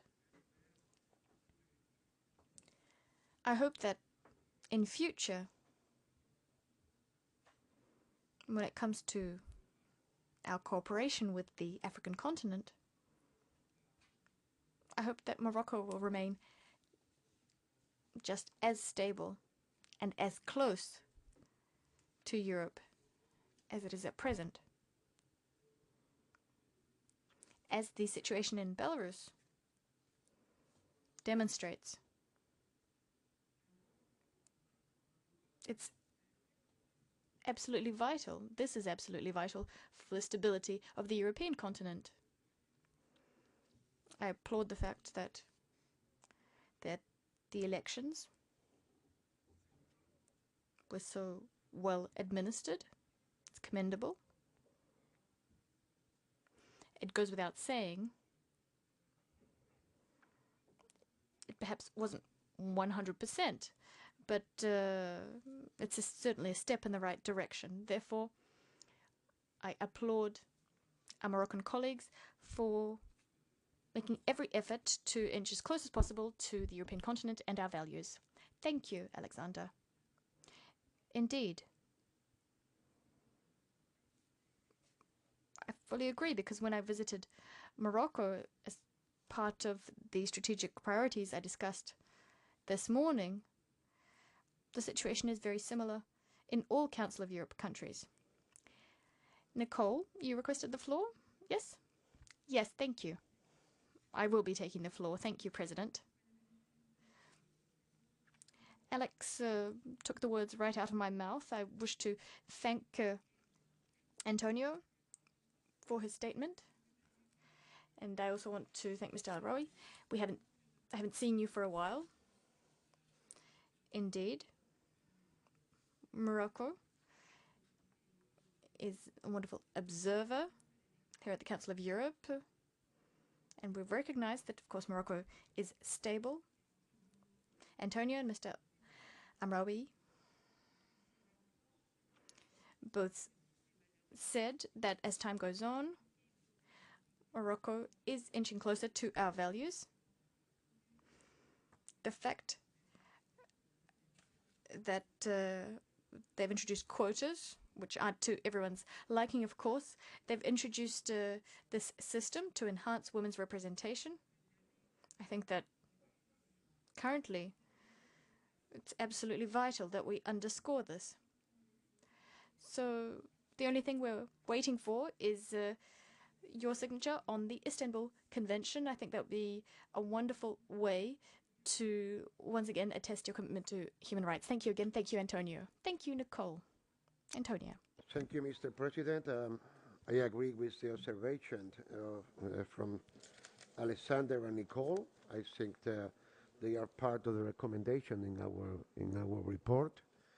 And I would like just to say that something that I said this morning. We received a document from the Moroccan delegation last Monday with some observations. And we appreciate their effort and we take note of them, although we don't think we have to take any action on it. We may have said that to add a technical correction to paragraph 41 about citizens abroad. After place the resident, the following end of the sentencing, or via the specially dedicated website. But finally, I just want to say that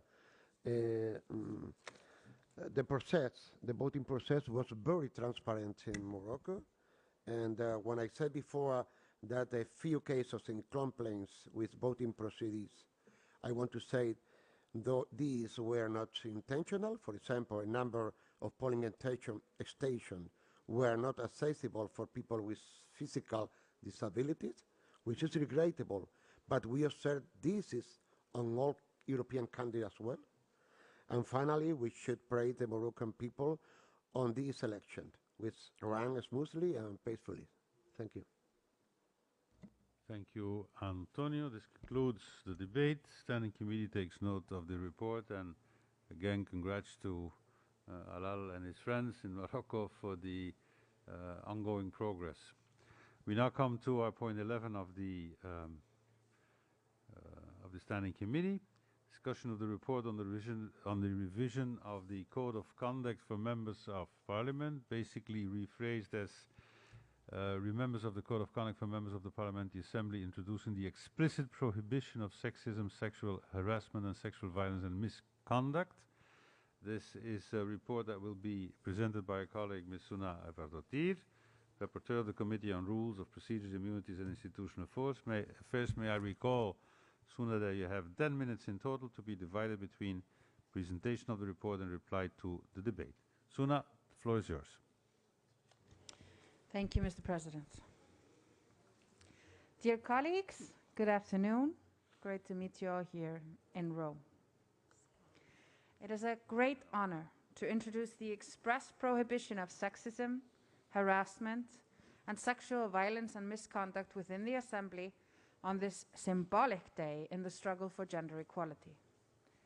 This has been a long, extensive process, which I am proud to have been part of since 2018.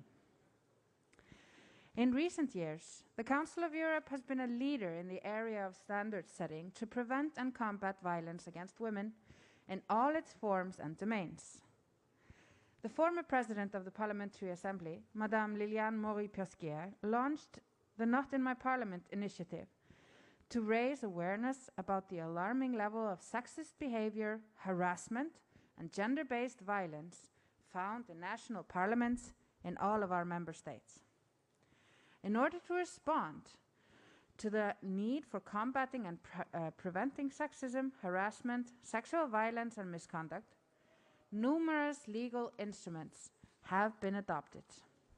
Assembly Resolution 2290, towards an ambitious Council of Europe agenda for gender equality, noted that the Assembly had adopted a firm political stance against all forms of violence against women. The Assembly further confirmed its commitment to promoting anti-discrimination policy by establishing the parliamentary network Women Free from Violence. The network contributed to the entry into force of the Istanbul Convention, with its members playing a major role in promoting its ratification by their respective national parliaments. Also, the Assembly's General Rapporteur on Violence Against Women makes an essential contribution to raising awareness of the issue of violence against women. Dear colleagues, in 2019, I was the Rapporteur on Resolution 2274 on promoting parliaments free of sexism and sexual harassment.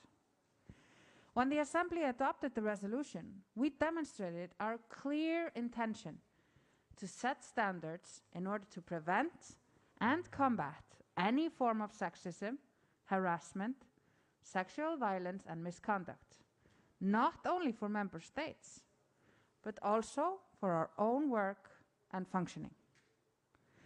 Resolution 2274 called on the Committee on Rules of Procedure, Immunities and Institutional Affairs, and I quote, to modify the Code of Conduct for members of the Assembly with a view to introducing the explicit prohibition of sexism, sexual harassment, and sexual violence and misconduct, as well as the obligation to take account of the Council of Europe rules on the protection of dignity and to cooperate with the relevant mechanisms and take account of the decisions that might be taken as a result of an harassment procedure.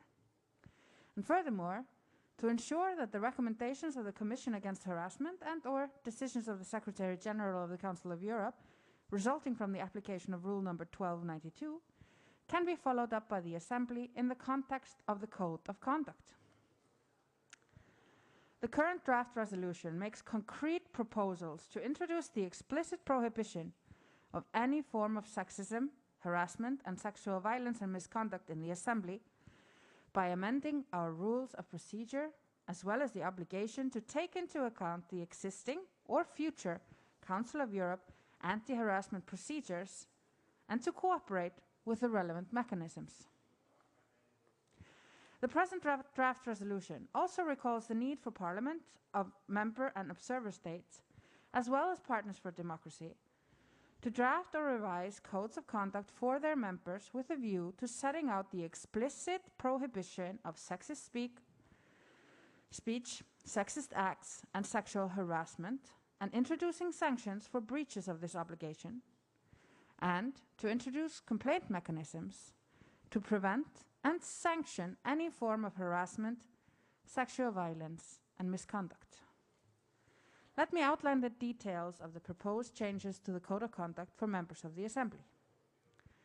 First, we are introducing an amendment to the section General Principles of Behavior in the Code of Conduct for members of the Assembly. Considering that the general principles found in the Code of Conduct are aspirational in nature and make it possible to avoid loopholes every time members face a new situation or are called to act in new circumstances, paragraph 5.1 of the Code of Conduct is amended as follows. We suggest to add the sentence, with due respect to human dignity as well as integrity and honesty, to point 5.1 of the Code of Conduct. And this is to ensure that members of the Parliamentary Assembly carry out their duties responsibly, with due respect to human dignity as well as integrity and honesty, while performing their mandate as members of the Parliamentary Assembly. Secondly, we suggest an amendment to the section Rules of Conduct, taking into account that the Code of Conduct has to be flexible enough to deal with new situations that may emerge and should give proper consideration to various cases which may require special interpretation in light of specific circumstances. A new paragraph after paragraph 7 has been added, in which it states, members shall refrain from any form of sexism, harassment, and sexual violence and misconduct. This is this new explicit prohibition that we are introducing to the rules, which is of paramount importance to my report. There is no definition of the terms sexism, harassment, and sexual violence and misconduct in the suggested changes, because we wish to leave the interpretation for further guidance and elaboration by those applying the Code of Conduct, which in our case will be, amongst others, the Rules Committee. Finally, an amendment has been introduced to the sections Observance of the Code of Conduct. Now, as I mentioned earlier, Resolution 2274 calls on the harmonization of the Assembly's procedure with that of the Council of Europe mechanism. As noted in Resolution 2274, the Assembly has been informed about the planned revision of the Council of Europe's own rule, Rule 1292, on the protection of dignity at the Council of Europe, with a view to enhancing its effectiveness. It is thus proposed to introduce a clear collaboration between the two systems. And in this context, a new paragraph after paragraph 18 is proposed, where it states, for all of the cases concerning any form of sexism, harassment, and sexual violence and misconduct that involve members of the Parliamentary Assembly, a recommendation or decision taken under the Council of Europe procedures in the framework of its anti-harassment policy shall be forwarded to the Committee on Rules of Procedure, Immunities and Institutional Affairs for final determination of the case.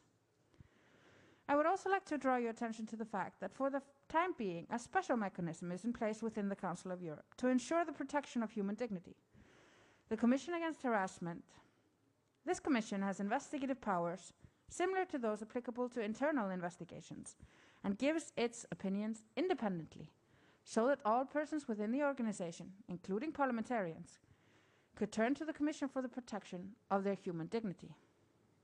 However, as I have already indicated, the Council of Europe should have a new Code of Conduct policy on dignity and respect, speak-up policy, and policy on diversity in place by the 1st of July 2022.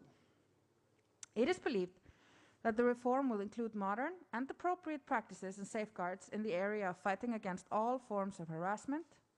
And in any case, the Assembly stands ready to assess the future applicable Council of Europe procedures with a view to suggesting their improvement if appropriate. As concluding remarks, I would like to highlight that in the draft resolution, the Assembly welcomes the publication by the Interparliamentary Union of comprehensive set of guidelines to combat sexual harassment and violence against women in parliaments. The Assembly also notes that our mechanism and procedure should be guided by the fundamental principles proposed in the IPU guidelines, such as confidentiality, responsiveness to the complaints, fairness to all parties, thorough, impartial, and comprehensive investigation and timely adjudication. Furthermore, the 25th of November has been designed as the International Day for the Elimination of Violence Against Women. One of the aims of the day is to raise awareness that violence against women is an obstacle to the achievement of equality, development, and peace.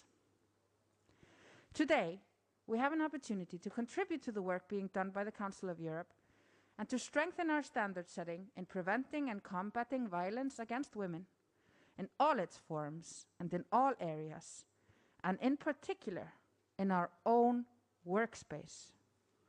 I thank you for your attention, and I look forward to our discussion, and I hope you will support the draft resolution. Thank you very much. Thank you, Suna. Floor is open for discussion. I've got 3 colleagues asking for the floor as far as I know. 4, Ingrid Skau, Tini Cox, Petra Bayer, Alexander Poche. Any other colleagues? If not, I will see Petra. To my right. Okay, I have to put my glasses on for that one. Ah, the steer. Okay. Anyone else? Good. Ingrid, you wish to speak as chairperson, or then probably you will come after the first interventions? Yes, Okay. I can wait because I'm going to speak as a chairperson of the Rules Voilà. Committee. Okay. Thank you. So then we will start with, on my list, Tini Cox. Tini, you have the floor. Thank you very much, Mr. President, and thank you very much, Madam Rapporteur. Sunan, you did an important job for our organization, because rules of procedures are there to protect both our assembly and the members of our assembly. And protection does include that members are free to pronounce themselves, to operate as full-fledged members of our assembly. And forms of sexism and harassment and violence, they limit the possibilities of members involved, but also members in general. And therefore, this is serious business. And I think you have dealt with it together with the Rules Committee in an appropriate way. It's now formulated in a functional way. I think it's wise that you did not start to come up with definitions. It is up to the Assembly and to its organs to fill in when there are complaints. I think that it's also important because we also ask our member parliaments to put up their efforts to combat sexism and harassment and violence against sexual violence. Now we give ourselves the example, and leading by example is, in my opinion, always the best. So thank you very much. I hope there will be, like in the committee, unanimous approval of your proposal. Thank you very much. Okay, so we then have Petra Bayer. Petra, you have the floor. Yeah, thank you very much, Suna. I also want to congratulate you and thank you very much for this important report. And I think especially the suggestions you make on the code of conduct and how to combat, how to prohibit sexual harassment, sexual violence in all its forms is an important building block also for more participation of women in politics in general, because rightly said, it's also a recommendation for all the national parliaments, but especially, of course, for us at the PACE. During the hearing to Nicole's report on participation of women, we quite often heard the argument, but women simply do not want to engage in politics. And there might be reasons for that. There might be, for instance, reasons that they do not want to fight personally sexual harassment, hate speech, and all the other forms we know how violence against women appear. And so it's important really to have this report as another important step to really change the cultures, change culture of PACE, change culture of national parliaments, and make parliaments a decent working place.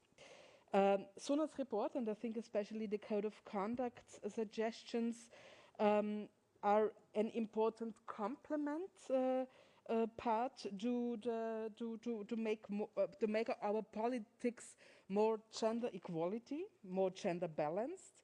And also I want to conclude with mentioning that the campaign, Not in My Parliament, was an important very first step, but the campaign alone didn't change. We still have to work on it.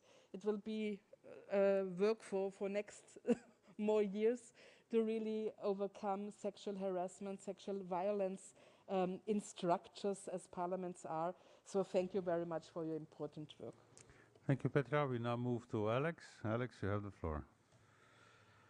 Yes, thank you very much, Suna. I know how you are devoted to this topic, and during last years you brought a lot of work and the weapon to fight against any harassment. But I have here one problem. As you said yourself, there is no definition in your report. And I strongly believe this is a huge weakness. Because as a lawyer, and there is plenty of lawyers here, the basis to have any legal basis and to have the legal norm, we have to designate what we call among ourselves the wrongdoing. Just imagine among ourselves the paragraph that stipulate for example, in our road code that to conduct the car too fast is punished and forbidden. Okay. We have to define, and I'm taking this report as the guideline towards the better future. But if you really want to understand what is the behavior which can offend, which can be classified as the harassment, we should have also in this report, maybe we should add to this report what we classified as such a wrongdoing. And this is from, as a lawyer, I have to make this observation. Thank you. Thank you, Alex. We now move to Petra. Petra, you have the floor. Yes, thank you very much, Suna, for this very important report. It has been said already by other colleagues. I think a safe working space is a human right for everybody. And sometimes we have to set norms, and we can do it in a very legalistic way, but I think when you're on the receiving end of harassment, sexism, or racism, very often you know that something is wrong. And it might not be legally wrong, but it might impede you from actually going to that workplace any longer. In the Netherlands, during the campaign for elections, many of the candidates were harassed, online, offline. But the female candidates got sexism, being called witch. I think it could be a badge of honor, actually, but again, I mean, this can be debated. But the attacks against our female candidates were such that my party leader, Sigrid Kaag, had to go to a judge and file a complaint. And people were like, oh, it can't be that bad. Well, read the reports of the International Parliamentarian Union, how it is for young women to work in the parliaments, how it is for older women to work in parliaments. It's everywhere. So thank you very much, Suna. I think sometimes I wonder whether we should change this hashtag "not in my parliament" to something else, maybe a safe political space.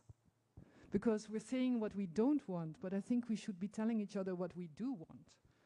And to conclude, I asked the minister, how can he be an agent of change and how can he be a role model? But I will definitely bring, as a delegation leader, your report to the Speaker of the Parliament and the Senate in the Netherlands and ask them, how can we learn from your report also in our national parliament? Thank you. Thank you, Petra. We now have our last speaker, David Stier. David? Yeah, thank you. Thank you, Mr. President. And I would like to briefly add just my voice to thank our rapporteur for this important contribution. It's what I would say leading with our example. And it's very timely, not only because we are marking today the day of combating eliminating violence against women. It's also timely in terms that, for example, in our parliament, in the Croatian parliament, we are now debating a new code of conduct. And I think this is a very important tool that I can bring and I will bring back to the Croatian parliament in order to introduce also this very specific point. I also believe that what Alexander has said is a constructive contribution in going even further, that it's worth considering. But I think that the overall idea is certainly that we are here very much supportive of this initiative. So thank you again, Suna, for your contribution. Thank you, Davor. Before giving the floor to Suna, our Jen wanted to add something on the technical side. Despina? Thank you, President. I don't know if it is technical, but it is a clarification in relation to the question raised by Mr. Poche, that indeed in the report there is no reference to a specific definition, but there is a definition offered in the Council of Europe rule that the Deputy Secretary General referred to today, and that was introduced by the Secretary General in 2010. You have it in footnote 7 of the report on page 6 in the English version. A definition, the first definition of sexual and psychological harassment. Of course, the other terms referred to into the resolution do not have precise definitions precisely to allow also the Assembly to be able to adapt to new situations. And as the rapporteur already said, we will have the revision of the regulatory framework by this summer, the summer 2022. But as far as I understand, the definition will not be modified. Thank you. Thank you, Despina. Suna? Didn't Madam Schouw want to also have a word? Well, it depends if Ingrid, you want to have the floor as chair, or because if it is as chair, it's after Suna, or you want to intervene in the debate. Suna and then Ingrid. All right. So, thank you very much to the colleagues that participated in the discussion. First of all, to Mr. Tini Cox, I agree that sexism and violence limits the freedom of our members to participate in our work. And indeed, because we ask our member states, to explicitly prohibit sexism in their code of conduct, so of course we should prohibit it in our own assembly. My only regret is that I started this work in 2018 and we're only now first bringing it to completion a whole 5 years after the beginning of Me Too. I think this assembly is moving quite slowly when it comes to gender equality, but I am happy it is finishing. It is a great moment and it's a symbolic day that it is happening. But honestly, we should have done it a lot quicker. As to the comments of my colleague Petra Bayer, I think I agree. This is a very important building block so that more women can participate within the assembly. And I agree that this is part of the reasons why women don't want to participate in politics. And I have experienced it myself, how women are subject to much more vicious personal attacks on their physique, on their personality, on their attitude, their voice. I've been called excited rather than rational in an ethical opinion of my own parliament, because I used legal terminology that they disagreed with. And women face threats to their safety and integrity in a much larger extent than their male colleagues do. So this is a very important safety feature for the participation of women in politics. As to the comments of Mr. Poche, The problem of not having a definition, as our Secretary General has pointed out, there are some indications of a definition in the report as to what constitutes sexual harassment. And it highlights that the most important part is the unwantedness of certain sexual advances or behavior. Now, I put it to Mr. Poche and all the other, especially male colleagues perhaps, that as a lawyer, and indeed as a citizen, we should all know what classifies as sexual violence. This is just our duty as citizens, that we do not commit acts of sexual violence. So I don't think we need to add any kind of definition for that. We should know what constitutes as sexual violence. Now, as a lawyer, I would also like to argue that it is for the legislature to set standards, and it is for the adjudicator, in this case the Committee of Rules and Procedure, to interpret the standards. Now, you might have doubts about what constitutes sexism, and this is a problem I believe many men feel they have, because what was once considered acceptable banter is now rightly considered sexist speech. It's a learning curve for many of our gentlemen members, but I think the most important for those of you who are still confused with the difference between sexism and funny jokes is the willingness to listen and the willingness to learn from your female colleagues. If you bear this in mind, you should be fine. Mr. Stier and Petra Steinen, I'm honored and happy to hear that you will bring this to the attention of your speakers and your parliament. I'm really grateful to hear that this work will have an impact outside of our assembly, and I look forward to adopting it, finally. Thank you very much. Thank you, Suna. Before giving the floor to the chair of the committee, I just got a message that concerning the question of you, Alex, that apparently Article 40 of the explanatory report of the Istanbul Convention does have a definition of sexual harassment. So I'm just mentioning it. This is like a technical remark, but apparently there is a definition. Whether it's the appropriate one or not, okay, we'll see. Voilà, so Article 40, 40, Petra's got it. Good. May I give the floor to the chair of the committee? You were waiting so long, Ingrid. I do apologize, but you have the final word. Go for it. Thank you, Mr. President, and I really appreciate that there are many lawyers in the plenary, but I can assure you that it's possible to participate in this debate without being a lawyer, because we are elected here to be politicians, elected from our parliaments, and before that we are elected from our voters. So, and I can assure you that politicians, as we are, we should really settle some norms and guidelines. And I can assure you that if you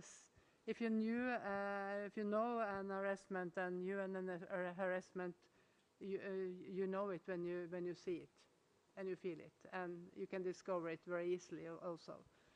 And Mr. President, I thank you, and I also thank the Secretary General for reminding us of this definition. There's no doubt about that. And I really also want to thank Mrs. Elisabetta for preparing this important report, and also the draft resolution on behalf of the Rules Committee. The committee expressed strong support for your work in our last meeting at the beginning of November, and the draft resolution was unanimously also adopted.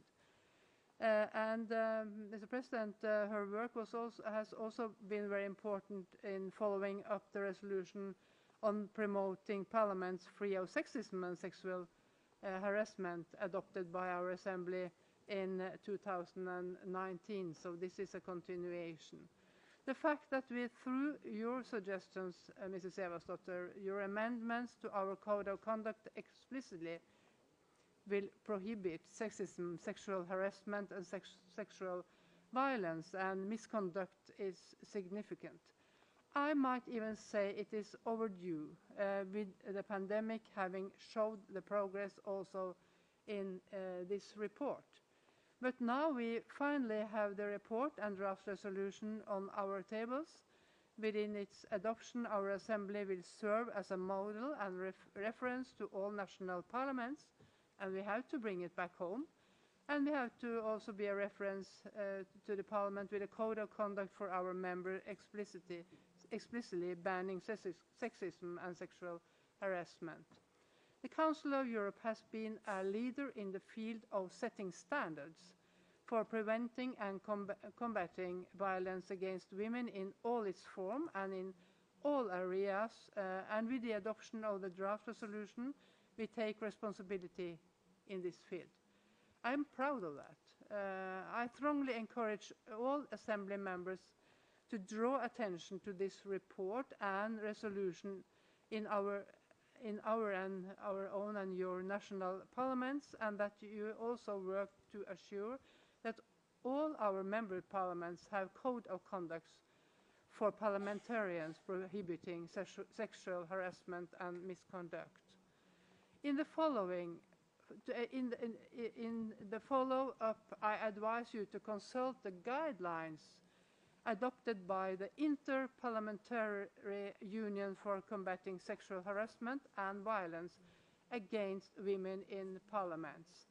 In closing, I would again like to thank Mrs. Elisabetta for her diligent work, and I encourage you all to vote in favor of the draft resolution and the modifications to our Code of Conduct. Thank you. Thank you, Ingerd. We shall now proceed to debate is closed, obviously. We shall now proceed to vote. I would like to remind you that only members of the Standing Committee have the right to vote. The Committee on Rules, Procedure, Immunities and Institutional Affairs has presented a draft resolution, no amendments. We will proceed to vote on the draft resolution, which is contained in document 15402. To be adopted, a simple majority is required. Those in favor, please show.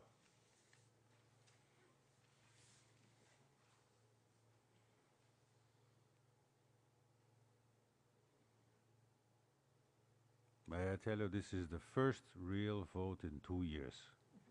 Makes you feel good, right? Thank you. Those against? Abstentions? Congratulations, Suna, for the unanimous adoption. Dear colleagues, we will now take a 5-minute break before we will start with the important event to which we have a couple of our good friends invited. So please be here. We start at 5:20 sharp. So that's 7 to 8 minutes if you want to refresh yourself a little bit. So 5:20 sharp, we will start the event. 5:20.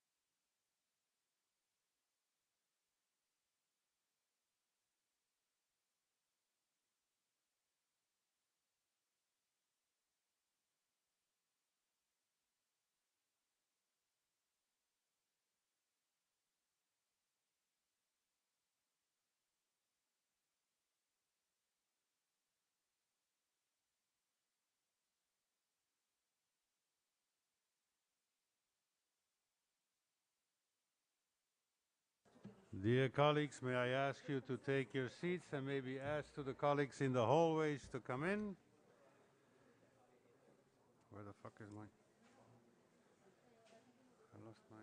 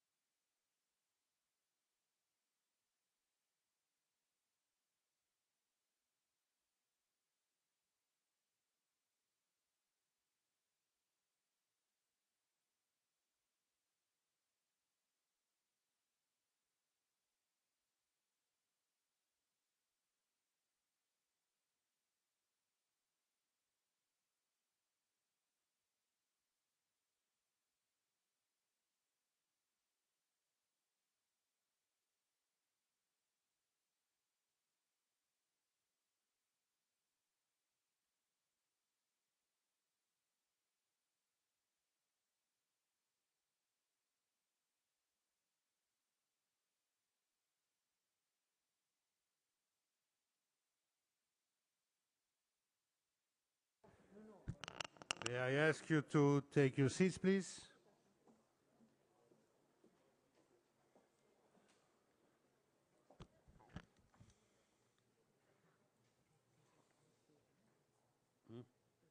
Yeah, sure. Petra, run, run.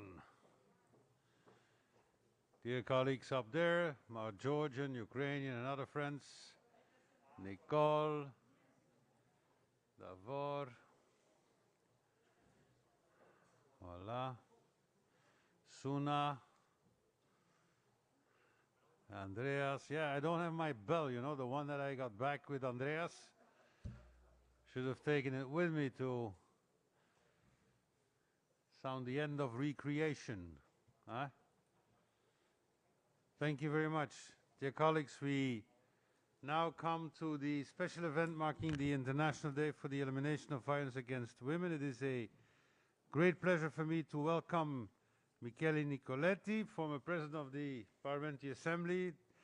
Dear Michele, thank you very much for being here. You are participating in this event in your capacity as member of the Italian Academic Network on the Istanbul Convention.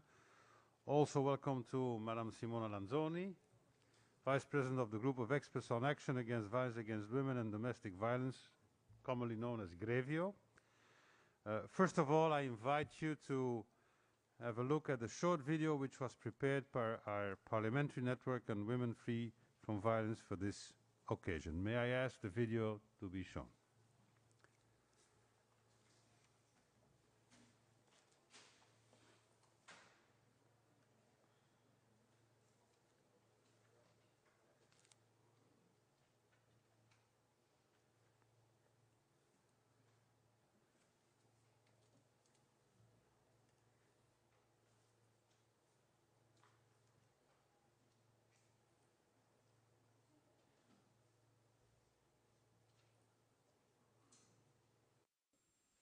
And stop the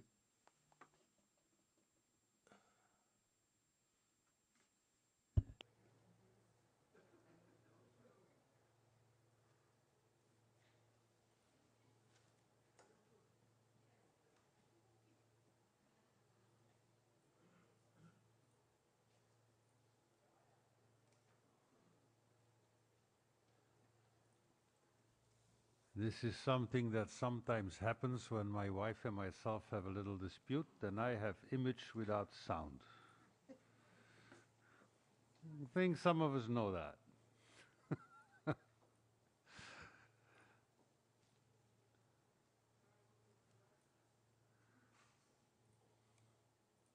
Yeah.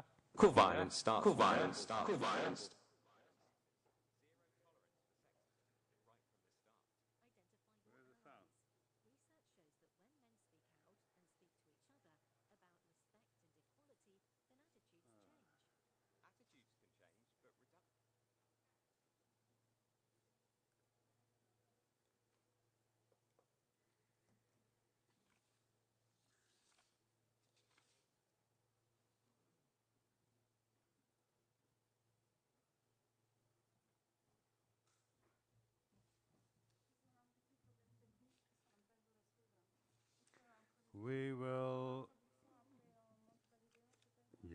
continue. Apparently, there's a compatibility issue, as so many times when we go into 47 countries. Is not only people are not able to speak to each other sometimes, but machines have the same problem.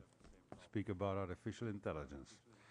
Well, dear colleagues, we will have the video the moment it is available. We will continue. So, my good colleagues, violence against women is one of the, and we know that, one of the most flagrant violations of human rights, an issue which concerns all countries in the world. It touches women from all walks of life, irrespective of cultural, religious, economic, social and geographical backgrounds.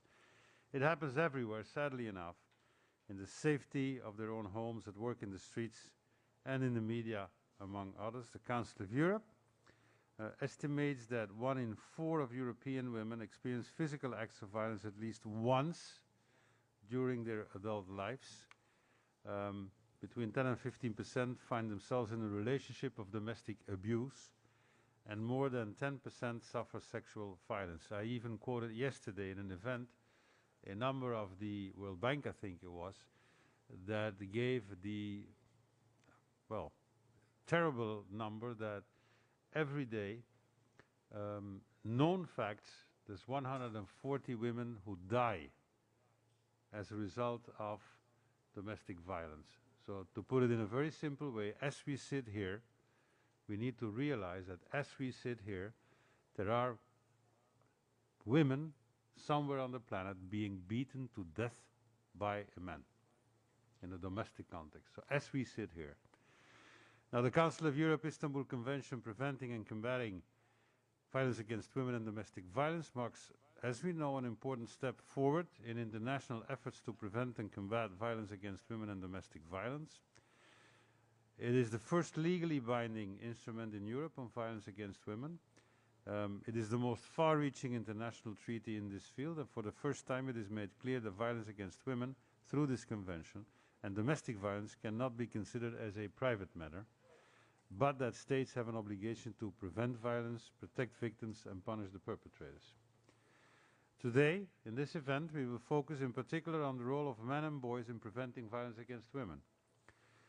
The Istanbul Convention also underlines, as Petra just a while ago stated, made the remark that men and boys have an important role to play in stopping violence against women and domestic violence. Half of humanity cannot stay on the side with this.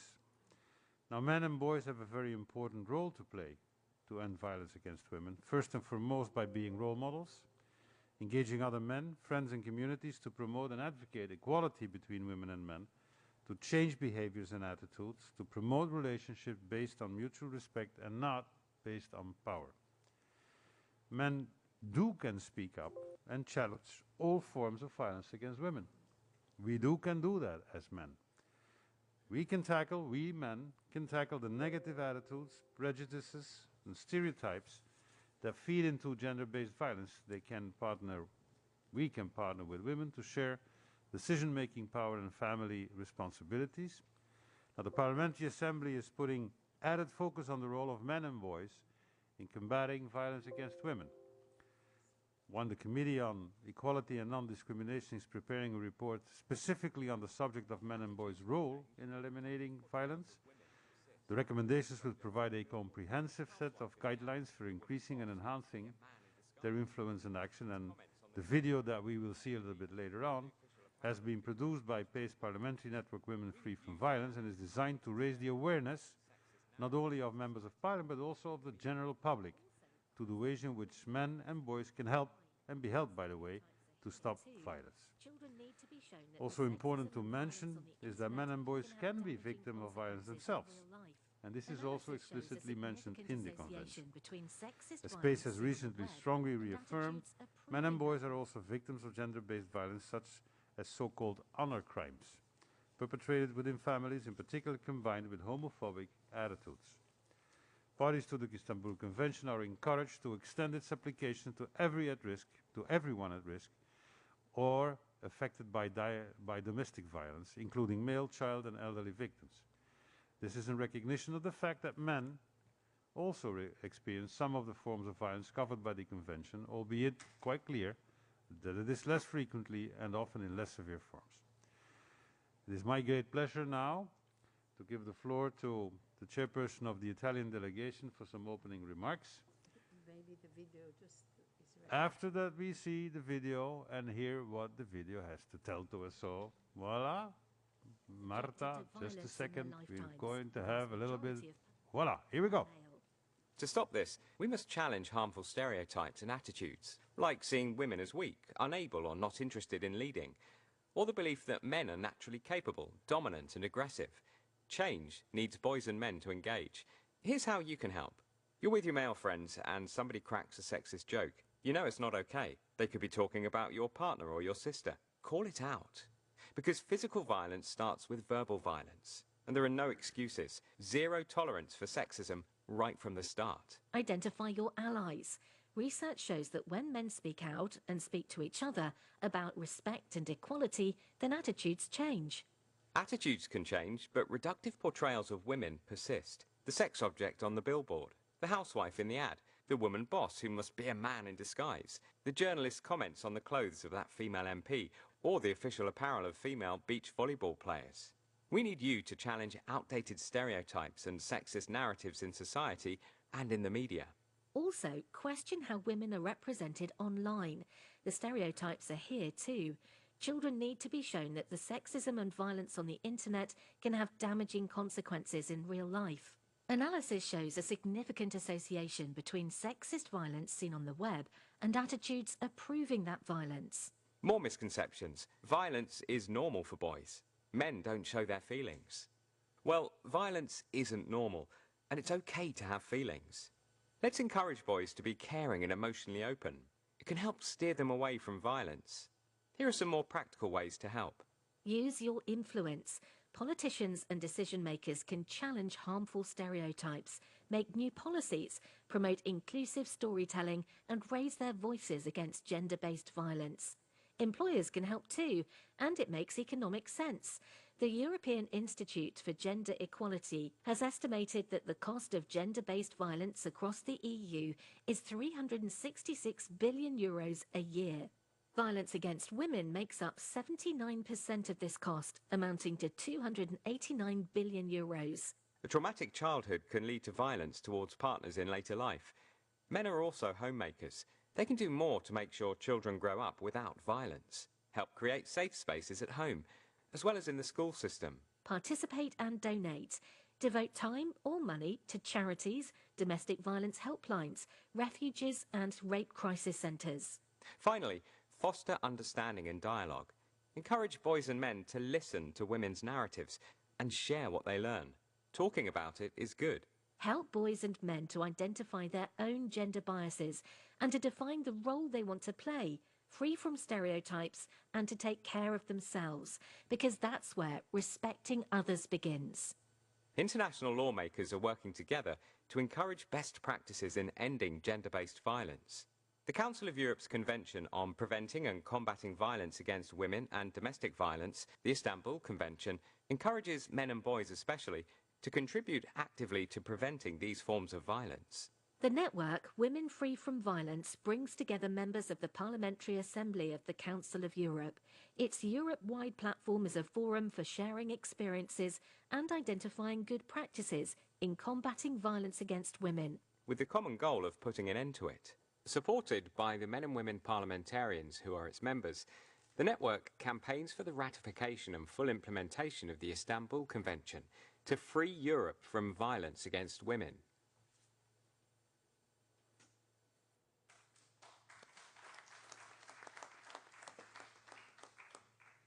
Thank you for that, and let's promulgate it as much as possible.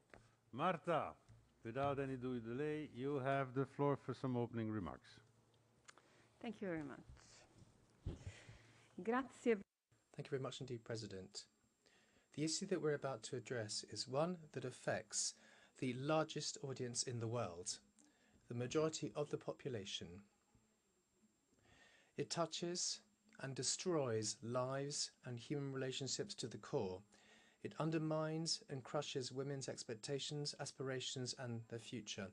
Violence against women is an act of cowardice, an act of coercion that can manifest itself in various forms, verbal, physical or economic.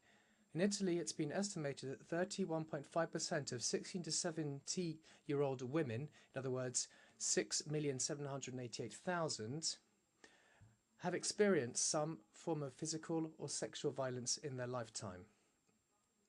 And like us, the rest of Europe, with a rate of 33%, according to the European Institute for Gender Equality. Statistically speaking, 3 out of 10 women in this room will have experienced violence. I think we can work out how many people that will be. As well as dramatically undermining our societies, this violence has a cost, estimated at European level at 290 billion euros per year.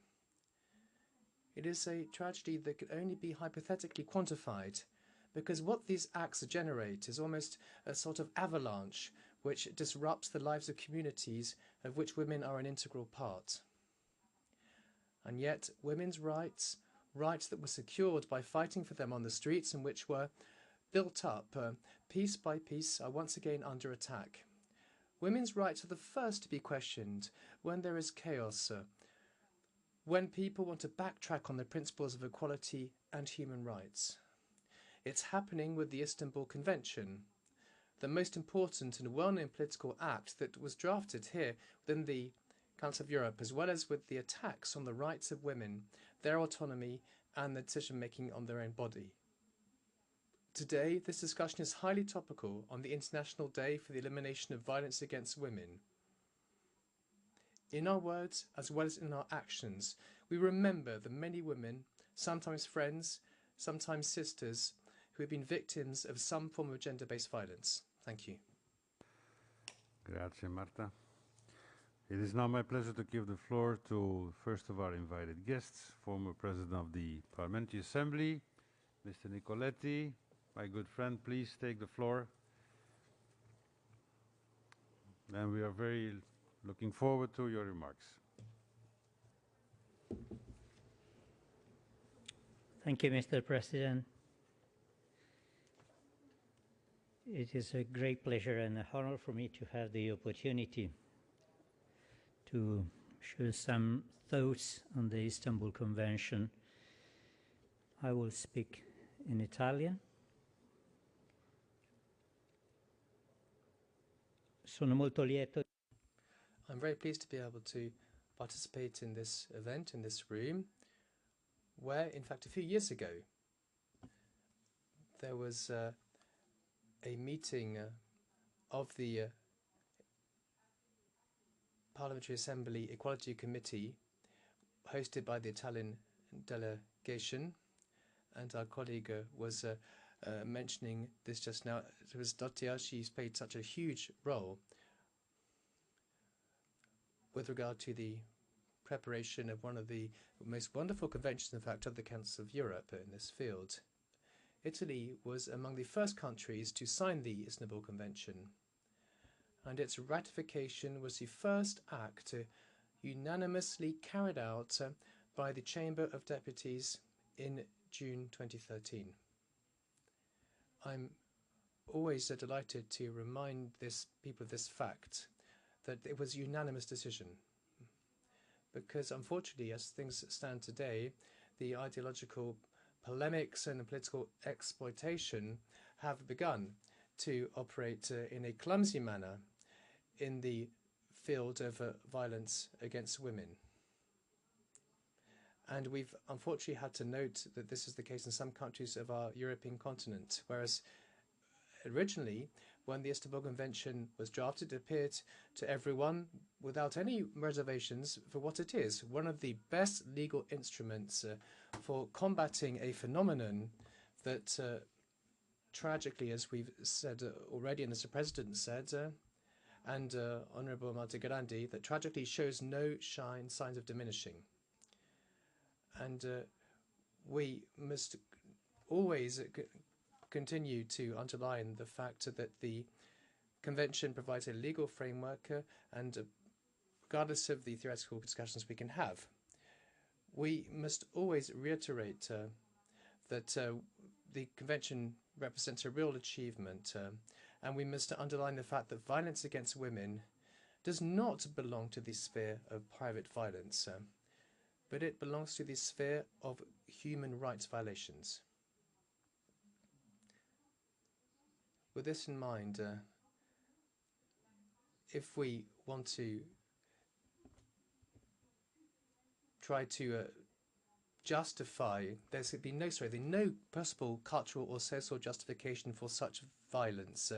There is no relationship between sexes or power relations within the domestic field that can even justify in the very slightest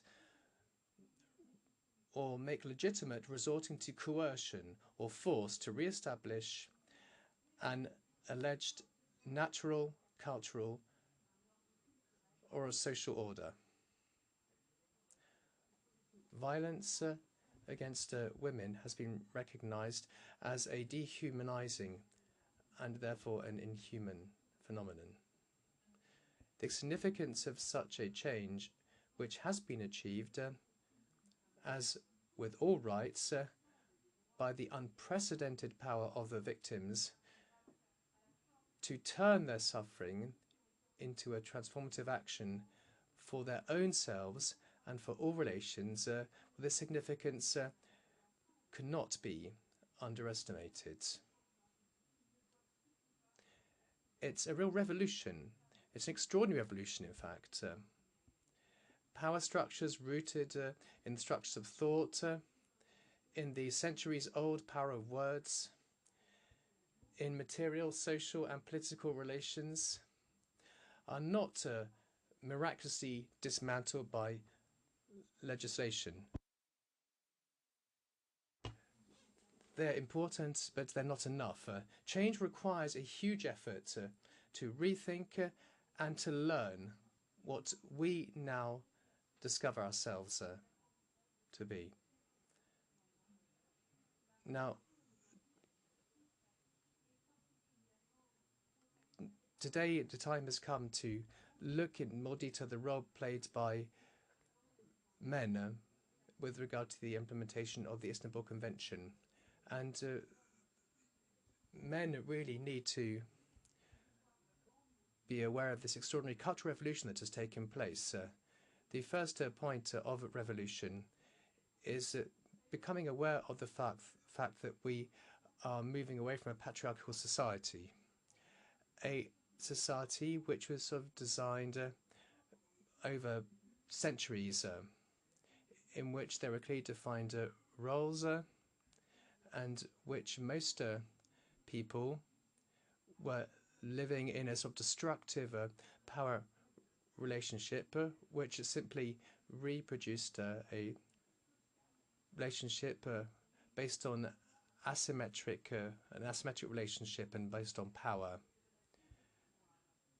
And there's a male role of protection, but also a role of command. If a male or a man was not obeyed, he was not a good man. And it is such to the credit of gender studies that investigations have been carried out on the history of these relationships and the construction of stereotypes of male and female, which do not derive immediately from biological nature, but which are functional to a social model. And this revolution can be seen because to the fact that these models are secular, and most of them have been learned from one's own family experience. Now, the second sort of revolution that's occurred is one related to violence. Violence as an instrument of power. And criticism of violence, not only male violence, is needed in our time, but politics, because interpreting power and politics is something that's seen as the ability of one person to impose their will on someone else. And using this as an instrument to confirm my own identity, my own superiority. That's what meant by this. In other words, as part of this exercise in which you're trying to set your superiority,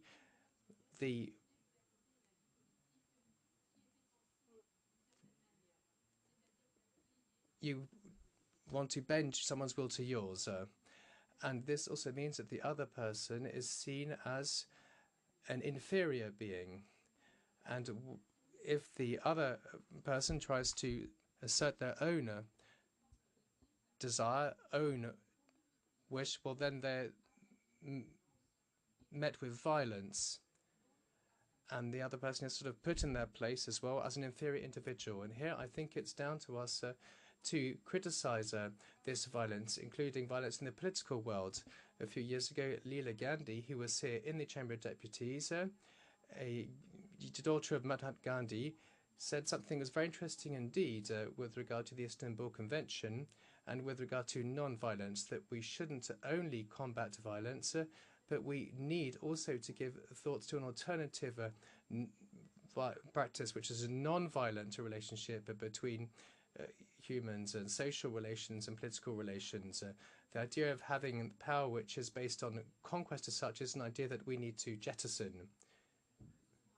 The other point, the other person, whether it's a man or a woman, should not be seen as prey as such. And if we have a love or affection that's based on conquest as such, well, that's very much part and parcel of the romantic culture and has been instilled in values. Well, I think this idea of having a love based on a conquest is something that can be used, provided it doesn't give rise to support for violent relationships.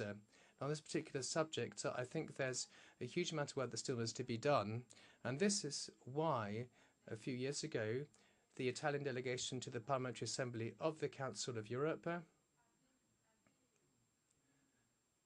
sought to instill in or make its own contribution to preventing violence against women.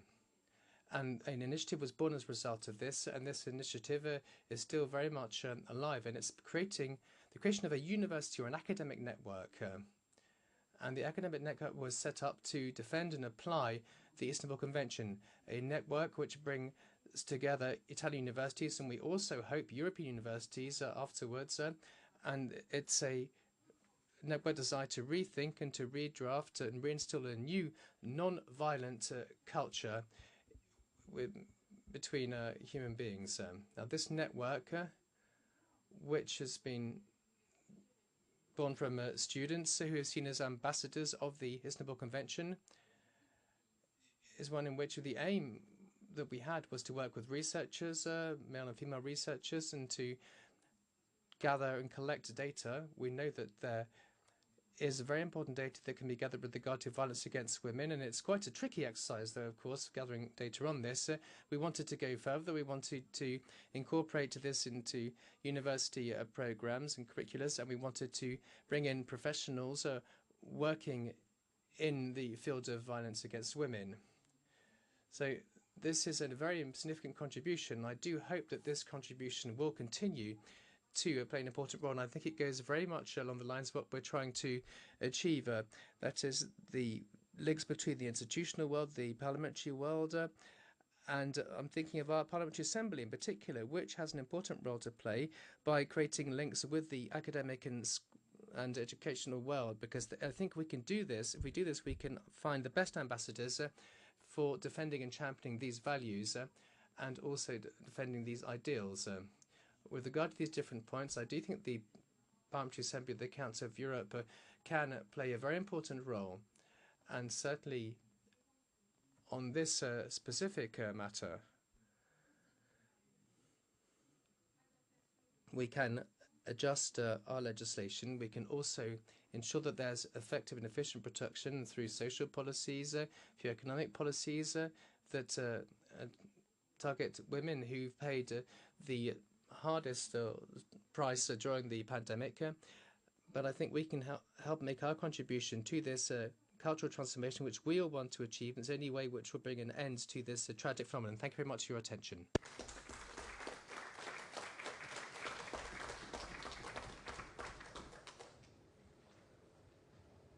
Thank you very much for your remarks, dear colleague.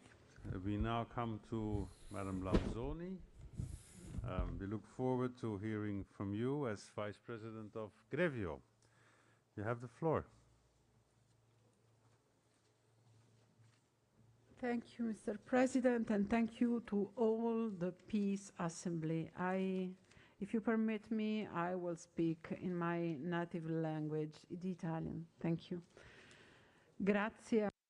Thank you ever so much. I'd like to thank President Nicoletti because it's always enlightening to hear what he has to say with regard to this subject. Of course, it goes without saying that being here in this chamber today and talking to you about Grevio, the body, and to talk about the role that has to be played with regard to this field is one in which we can identify and recognize the role played by men, and it's quite a tricky exercise. Now, Grevio is working towards developing a common vision for the future, that is to have a situated parity between men and women, so gender equality, and also to eliminate violence against women, which is a form of discrimination. It goes without saying that talking with men about involving them in this, it can be quite tricky because, as President Nicoletti was saying, for centuries now, men have been the beneficiaries of discrimination against women as such, and they've been able to take advantage of the fact that women have often been sidelined, quite simply due to power relationships. And this sort of imbalance there was in terms of gender balance has had a detrimental impact, of course, on women, and has also caused violence. As things are today, I must say it's a real honour and privilege to be able to say that we can bring an end, we hope, to these forms of discrimination and this form of imbalance, and have a discussion on this, because it's really an integral part of the cultural transformation that the Istanbul Convention wants us to bring about. I do think that if we call ourselves into question as men and as boys, and if we also call ourselves into question as the bearers of masculinity, that is, what role should men play in a society when it comes to belonging to the society, and when it comes to belonging to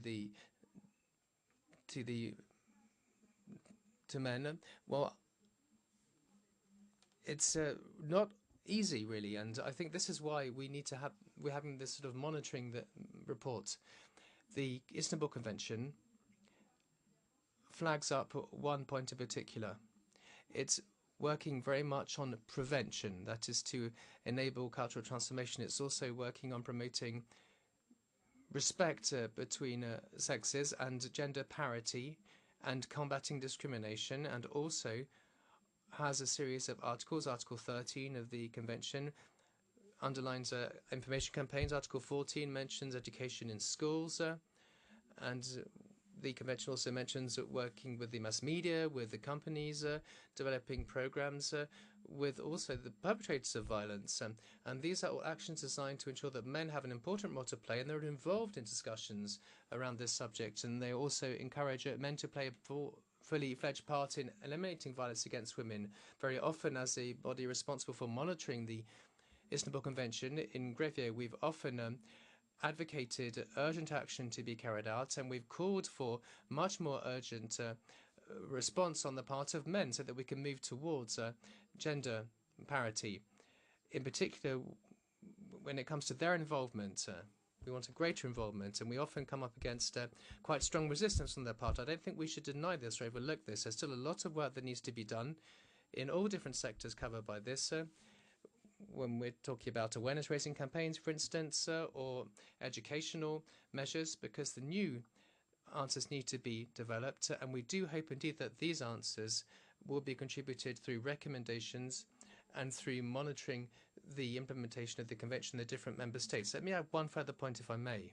There are instruments that exists and which can support the implementation of the Istanbul Convention and which can make it more effective and more efficient, including in the involvement of men in debates on this cultural transformation so that we can put an end to violence, so the violence is eradicated. I'm thinking here the role of the mass media. Now, very often, the mass media should do more and should be involved much more greatly to try and avoid these old stereotypes of being reproduced and from this sort of the older gender roles being replicated, as you saw on the video. And it's often quite difficult to get the mass media involved. Why?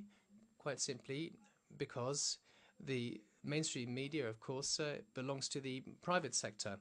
And the mainstream media, generally speaking, tends to hide themselves sort of behind an audit as such, rather than behind the provisions of a convention such as the Istanbul Convention. It's difficult sometimes to install change in the corporate world as well. It's happening gradually, slowly but surely.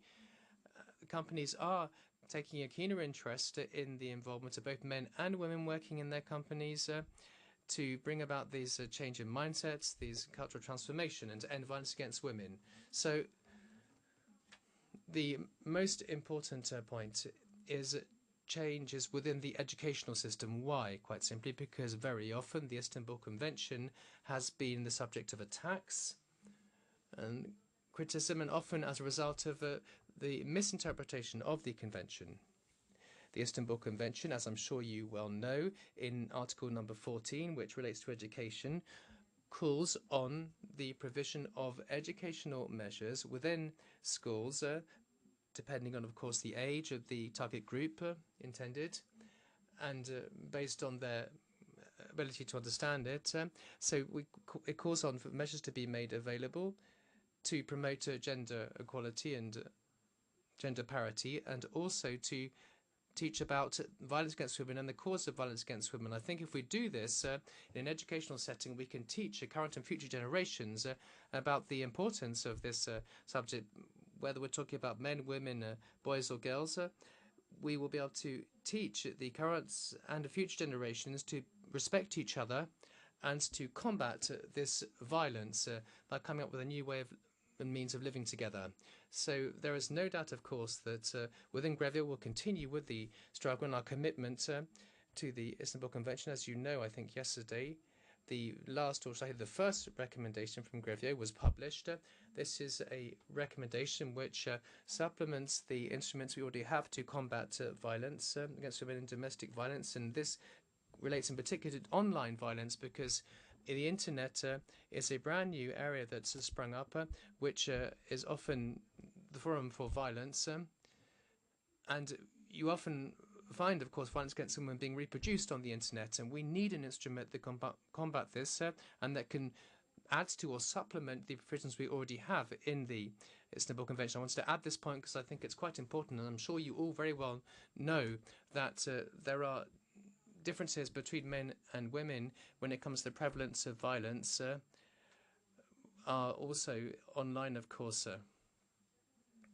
So I would like to express the wish that it would be possible for us in future to be given more information about campaigns and activities carried out by the different countries and information on which countries have signed and ratified the Istanbul Convention. I do hope that this can be done with the involvement of men, regardless of their age. I think the aim here is to have more preventive work and to combat violence effectively. Thank you very much for your attention.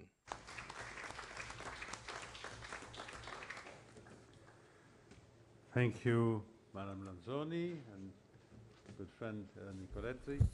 And now is the time for colleagues who wish to take the floor to do so. I see Suna. Some other colleagues, please put up your white, whatever you call that thing, so then I can just put it straight up like that. Yeah. Okay, we will start with Suna. Suna, you have the floor. 3 minutes, as we said.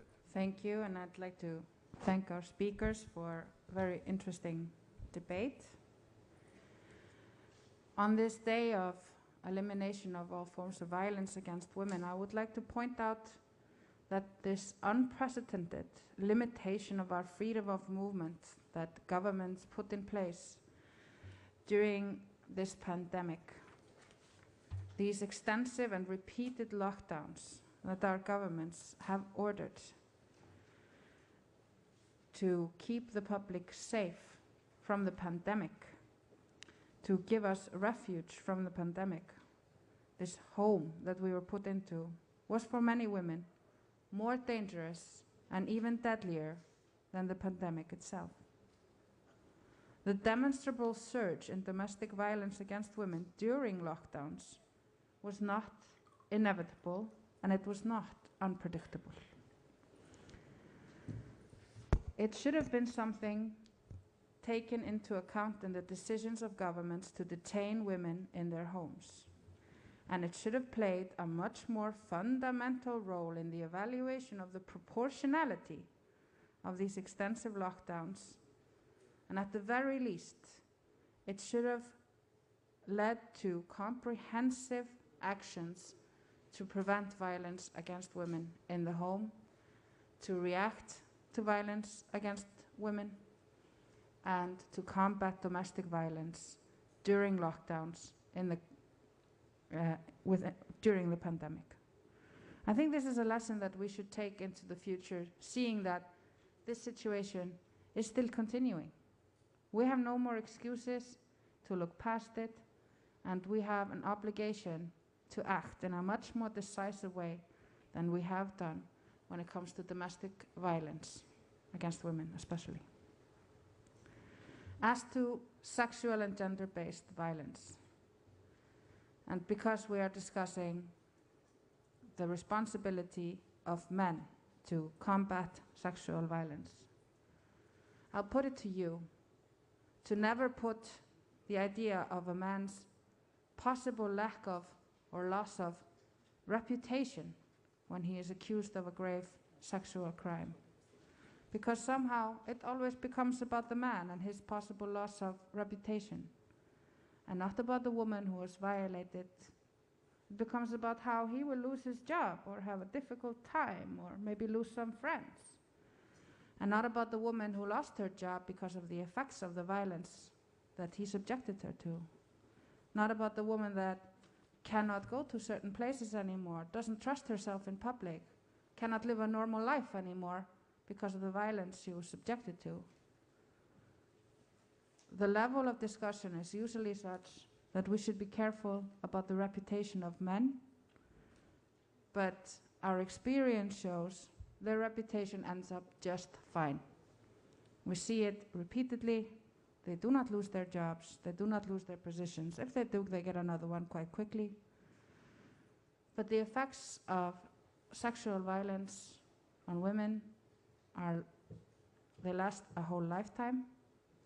And we should be talking about that and not the very sensitive egos of the perpetrators. That's not our duty as members of the public. If you see people do that, try to put the focus where it belongs, on the effects that the violence has had on the person subjected to it, not the fact that the violence is being talked about and that is somehow, in and of itself, a crime. Thank you. Thank you very much. I now have our Ukrainian friend, Maria, you've got the floor.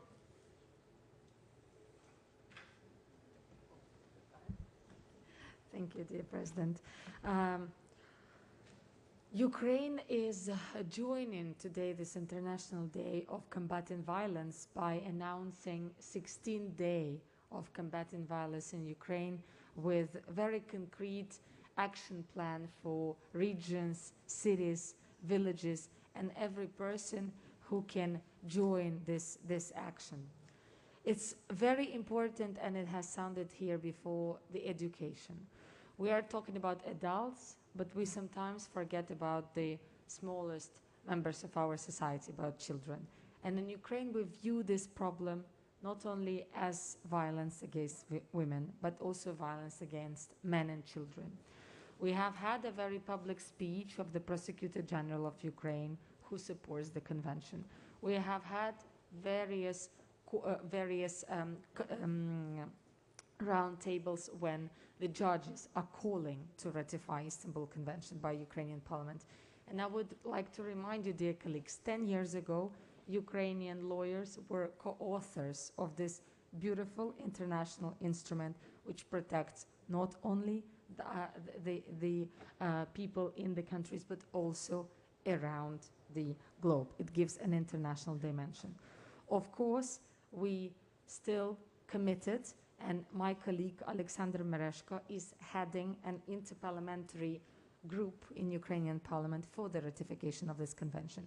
Next week on Tuesday we will hold a massive event next to the President's office and the Ukrainian Parliament to persuade those who are still relying on their religious undoes or their view this document which they have never read, unfortunately.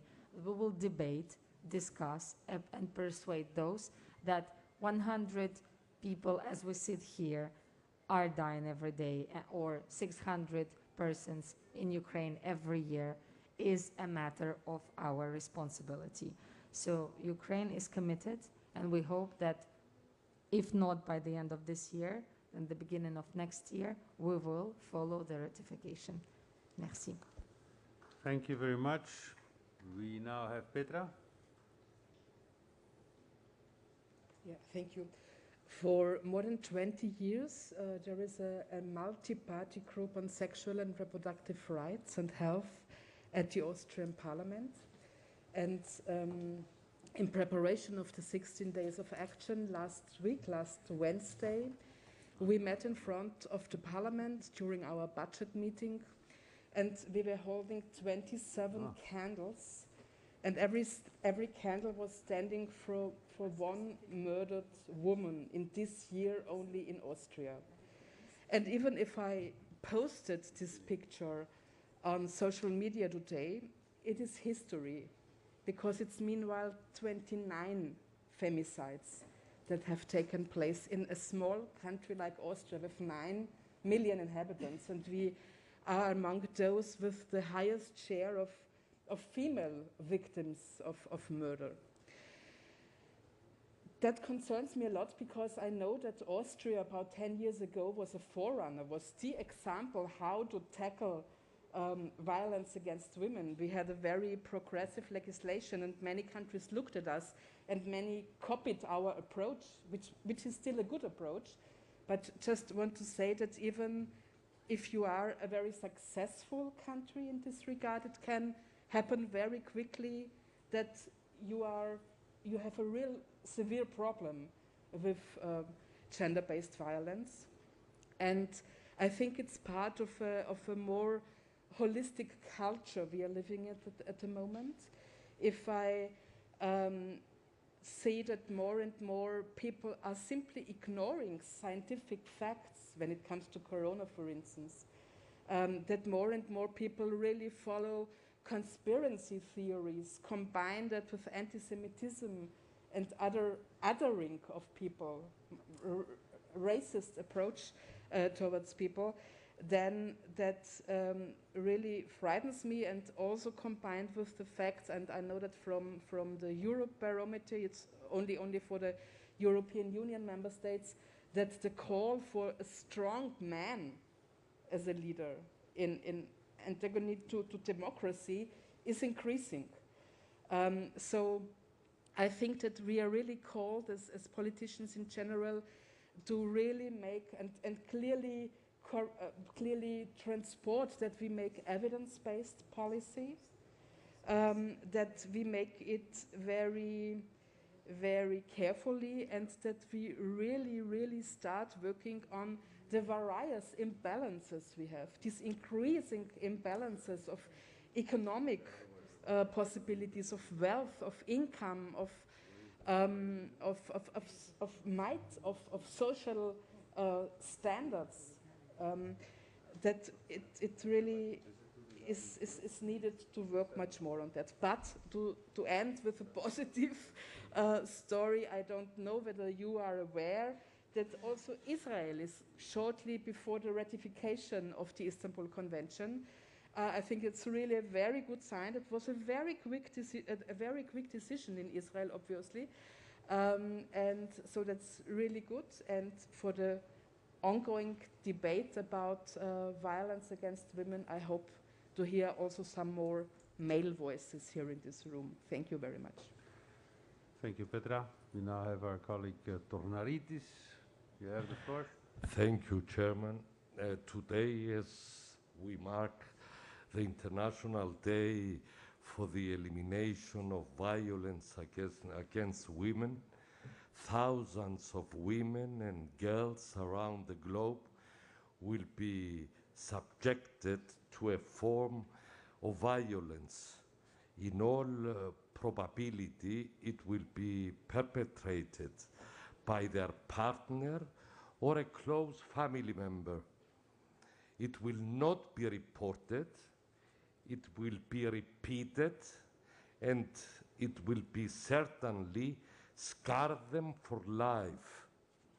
The Council of Europe stands at the forefront, of course, in the global efforts to prevent and stop all forms of gender-based violence, especially in regards to its member states, by setting the highest standards and through numerous recommendations, tools and activities, reiterating firm support for the Istanbul Convention while supporting global awareness raising campaigns such as the most recent Orange the World and Violence Against Women Now are important building stones of our common strategy to tackle this phenomenon. However, any policy aimed at long-term results must be centered around the acknowledgement of the pivotal role of men and boys in changing the gender-based attitudes and norms that fuel women's violence. We must base our strategies on engaging men and boys across all ages and all levels of society, and refocus our agendas on promoting preventative intervention, fostering empathy, and above all, demanding accountability. Thank you very much. Thank you, Nikos. We now come to our colleague, Mr. Gunnarsson. Thank you, Mr. President. And thank you, Ms. Grande, and thank you also to Mr. Nicoletti and Ms. Lanzoni for their work and contribution. Gender-based violence is one of the worst obstacles we need to eradicate to obtain full gender equality in the world. We know it discourages women from full participation, and as long as it is there, it will continue to influence all participation of women, in particular in public life. We cannot stand idly and hope the matter sorts itself out. We must act. The Icelandic Parliament held a barbershop meeting in 2018, a full day of discussions on the issue, and Parliament had a training session this year with role play. Obviously, this is not going to solve the world's problems, but it's a start. Further than examining our hearts, our own hearts and minds, we must ensure that our legal systems aren't biased towards sweeping matters under the rug, and that victims are listened to and supported. Where our legal codes are insufficient, we must revise them to encourage victims to seek justice. Culturally, also do away with turning a blind eye, and men should not be afraid to intervene when observing other men's language and behavior directed against women. This is especially important in public life. We must speak up.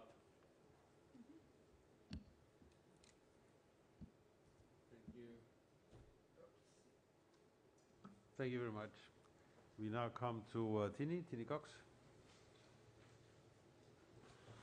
Thank you very much, Mr. President, and thank you very much to our introductory speakers. And they put emphasis on a very inconvenient truth. That is that during centuries, here, there, and everywhere, in all kinds of cultures, we have been educated that men are allowed, accepted, understood if they use violence against women. In many cultures, in many centuries, it was also taught that violence against women was needed under circumstances, under rules, but that was part of a culture. And at the same time, women were educated that this was also needed, acceptable, part of our culture. It's only very recently that society started to realize that this is a horrible shame, and that we should get rid of this inconvenient truth. That, of course, not us, but the societies, they were responsible for what happened before. And of course, we are often proud on our histories, but this is also part of the history, like slavery is part of the history. This using violence against women is not because the good Lord created man and he decided that they should hit women. No, it was part of a culture and part of a society. That is the bad news, and we have to bear that in mind. At least this is my conviction. It's not because men are bad and women are good and that. No, it has to do with our culture. The good news is that if we could educate people to learn the wrong things, we can also educate to learn the right things. A personal note, I come from a big family, 5 boys, five girls, where we were educated that violence is never, under no circumstances, allowed. And my father and mother were not professors or geniuses. They were very simple people, but they realized that violence is counterproductive. I think that if my parents could come to this real truth, then society as such could also do so. So the good news is, and that's why that's so important that we campaign, it is we are not telling people things that are not understandable. No, we can explain them. Yes, violence against women was used, is still often, too often, excused by cultures, by religions, by ideologies, and that it's wrong, that it's completely goes against the rule of law. Rule of law cannot go along with violence against women. And that is, I think, therefore it's so important that the Council of Europe puts so much emphasis on educating society. And the part that we are talking today especially about is that men and boys should be educated. We should educate ourselves that using violence against women is not acceptable, is not understandable, is not excusable, and is never, never, ever needed. If we put our emphasis on all these, on this education, I am quite sure that in the end we can succeed. This is not an impossible struggle. This is a struggle of modernization of society, and what happened in the past should not give us guidance for the future. So thanks again to our both speakers, because putting it into history, giving context to what happened and why things are still happening and why we can overcome them is, I think, very much important. And I wish you, as all, Mr. President, a lot of success with our campaign to promote the Istanbul Convention. As it was said, one of the finest pieces of art of our convention building system. Thank you very much. Thank you, Tini. I now have Fiona. And then we will have Nicole, and last we will have Petra. Thank you very much, Mr. President. And I want to compliment the original speakers and, of course, the video, which I think was excellent, and I think we should all receive a copy of it.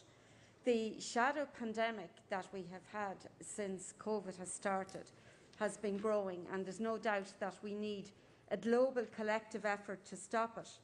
And essential services such as domestic violence shelters and indeed those different support services have absolutely reached capacity, and there is a lack of support for many that need it.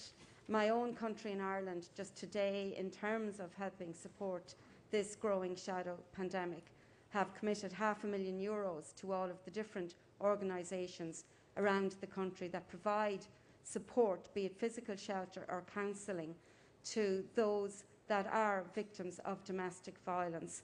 We're in a very difficult societal change where women are not safe on the streets, and many of them sadly are not safe in our homes. And it's absolutely critical to combat not only the individual instances of violence, but also to look at it from a society. Violence occurs more often in society, and in a society that condones and encourages it. So it's imperative that we try to combat systemic forms of violence. Petra gave a challenge to the Minister here earlier, and I think every man here should take up that challenge in terms of taking responsibility for your power and taking action in relation to this. Apart from the horrific cost to every woman and child that's impacted, both in terms of physical, emotional and mental impact, research shows us the range of negative consequences for society at large. And these include an increased burden on the healthcare system associated with injuries and long-term health problems, underachievement in work, in education, and decreased worker productivity, as well as homelessness. And the figures that we were shown earlier in the video in relation to 366 billion in 2019, and they're just for the EU member states.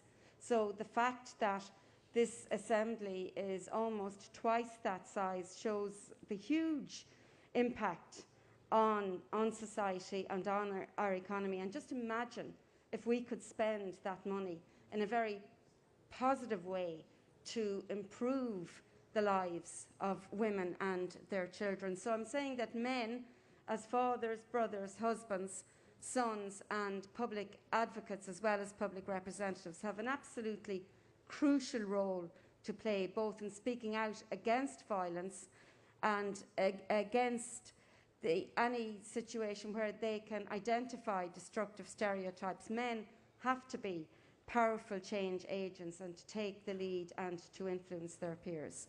Thank you, Mr. President. Thank you very much, Fiona. Maintenant, nous avons Nicole. Nicole, you have the floor. Thank you, President. A lot has already been said about violence against women, and indeed, in national parliaments, we are tackling the issue more or less. In France, just today, we learned that we now have additional beds for women fleeing violence. And a decision has also been taken that there is going to be follow-up on all complaints, even if a woman decides to withdraw her complaint. Furthermore, women can also lodge a complaint at the hospital if a woman ends up in the hospital following a beating. Also, if women don't dare complain, sometimes medical services or firefighters can go and see her at her home. That's what's being done at France. I want to talk about harassment out in the street, also known as catcalling. In France, there was a poll, and according to that poll, 80% were harassed in the street at least once. They received sexist comments. They were hit on. And we then took measures to offer women greater protection, and we now have fines for such sexist behavior. That was adopted back in 2018. It's now an offense on the books. I think we were the first country to introduce such sanctions for catcalling. I think it's important as it addresses the issue of some men who don't understand the implications of their acts and what they say. Fines go as high as €1,500. There have been over 1,000 complaints since the law was adopted. These are complaints about catcalling. Perhaps it's not that many, but it does show that there's been a change in mindset. It also highlights the fact that we can address these dangers, and in fact these are dangers not linked to violence but to harassment in the street, catcalling. Furthermore, I wanted to flag that I believe it's important for educational programs to be run in schools. In France, what we're thinking about is dedicating a week in school to this particular theme. I think that's going to become increasingly vital in many countries. Thank you. Thank you, Nicole. Certainly not least, Petra. Yes, thank you. It almost feels as if we are having an expert meeting for the report I'm writing, so this is amazing. Very, very good input. I would like to thank both of the speakers. I have a few observations, if you allow me, Mr. President. During the General Assembly in New York, our Prime Minister, Mark Rutte, called the violence against women a shadow pandemic. And I also understand why Fiona used this word, but I do have a bit of a problem with it, because a pandemic is a disease, and violence against women is a serious human rights violation. And it is indeed, as Mr. Nicoletti said, perpetrators are very often men. And I think we need to make an analysis why this is. And very often these men are husbands, brothers, friends. And even though, Nicole, I can understand what you were saying about street intimidation, but very often the men who kill women, it's like Margaret Atwood said, men are afraid that women laugh at them. Women are afraid that men kill them. They're very often intimate partners. One of the observations, I wanted to thank Grevio for being so critical towards my government, the Dutch government, because for a very long time they looked at gender-based violence as something neutral. But you really have to differentiate in data, in measures, to understand why this is happening. And so in the report we're going to write, I really want to look at terminology. And if we are discussing definitions, legal definitions or social definitions, why do we call it domestic violence? In many languages, in Dutch it's huiselijk geweld, and huiselijk is comfy. So let's call it what it is. It's terror behind the front door. It's intimate terrorism. And when we look at how we dealt with terrorism, we really looked at root causes, we looked at very good analysis of what was happening. So this is why I thought this short video was so excellent, because they showed the mental, psychological, physical cost, but also the enormous 300+ billion euros a year. So this is not just a thing for women to discuss. No, this is something we have to share. This is a responsibility we have to share, all of us. And if you want an example of healthy masculinity, look at the campaign by Scotland Yard, Don't Be That Guy. They made this clip after Sarah Everard was murdered by a policeman, and they really had their own guys speak up like, no, we should not be doing this. So let me end with a positive note. I always tell that I have been nominated as a rapporteur, and sometimes I get a few nice remarks. But this time, I was so pleasantly surprised when I said that I'm going to be the rapporteur on the report of the role of men and boys in stopping gender-based violence. I had men reaching out to me, like, can I help you? So I'm calling on all the men, but also all the women. But on this one, I would say not about you, without you. So please be involved in the report we're writing. Send me insights, information. And lastly, Rick, at the end of the day, I would also like to thank you. You have been an amazing role model for gender equality, and the way you have put the Istanbul Convention and the importance of the Istanbul Convention on the agenda in all of our 47 countries, I think he deserves an applause. Thank you, Mr. President. And we'll continue to do so, because in a couple of days we are in Mexico. Arriba, baja, who knows what happens. Voila. Thank you very much for that nice remark, Petra. I really appreciate it. Thanks to our two guest speakers. Thanks to all of our colleagues who have given some input to the report of Petra. I think that the report that Petra is going to be making will be quite important. Because it is something that many of us, and me too, it's a way of saying it, have been flagging, that men are important to have on board in this issue. Because without them you will never solve it, unfortunately so. But thanks again to all of you today. It's one small service remark.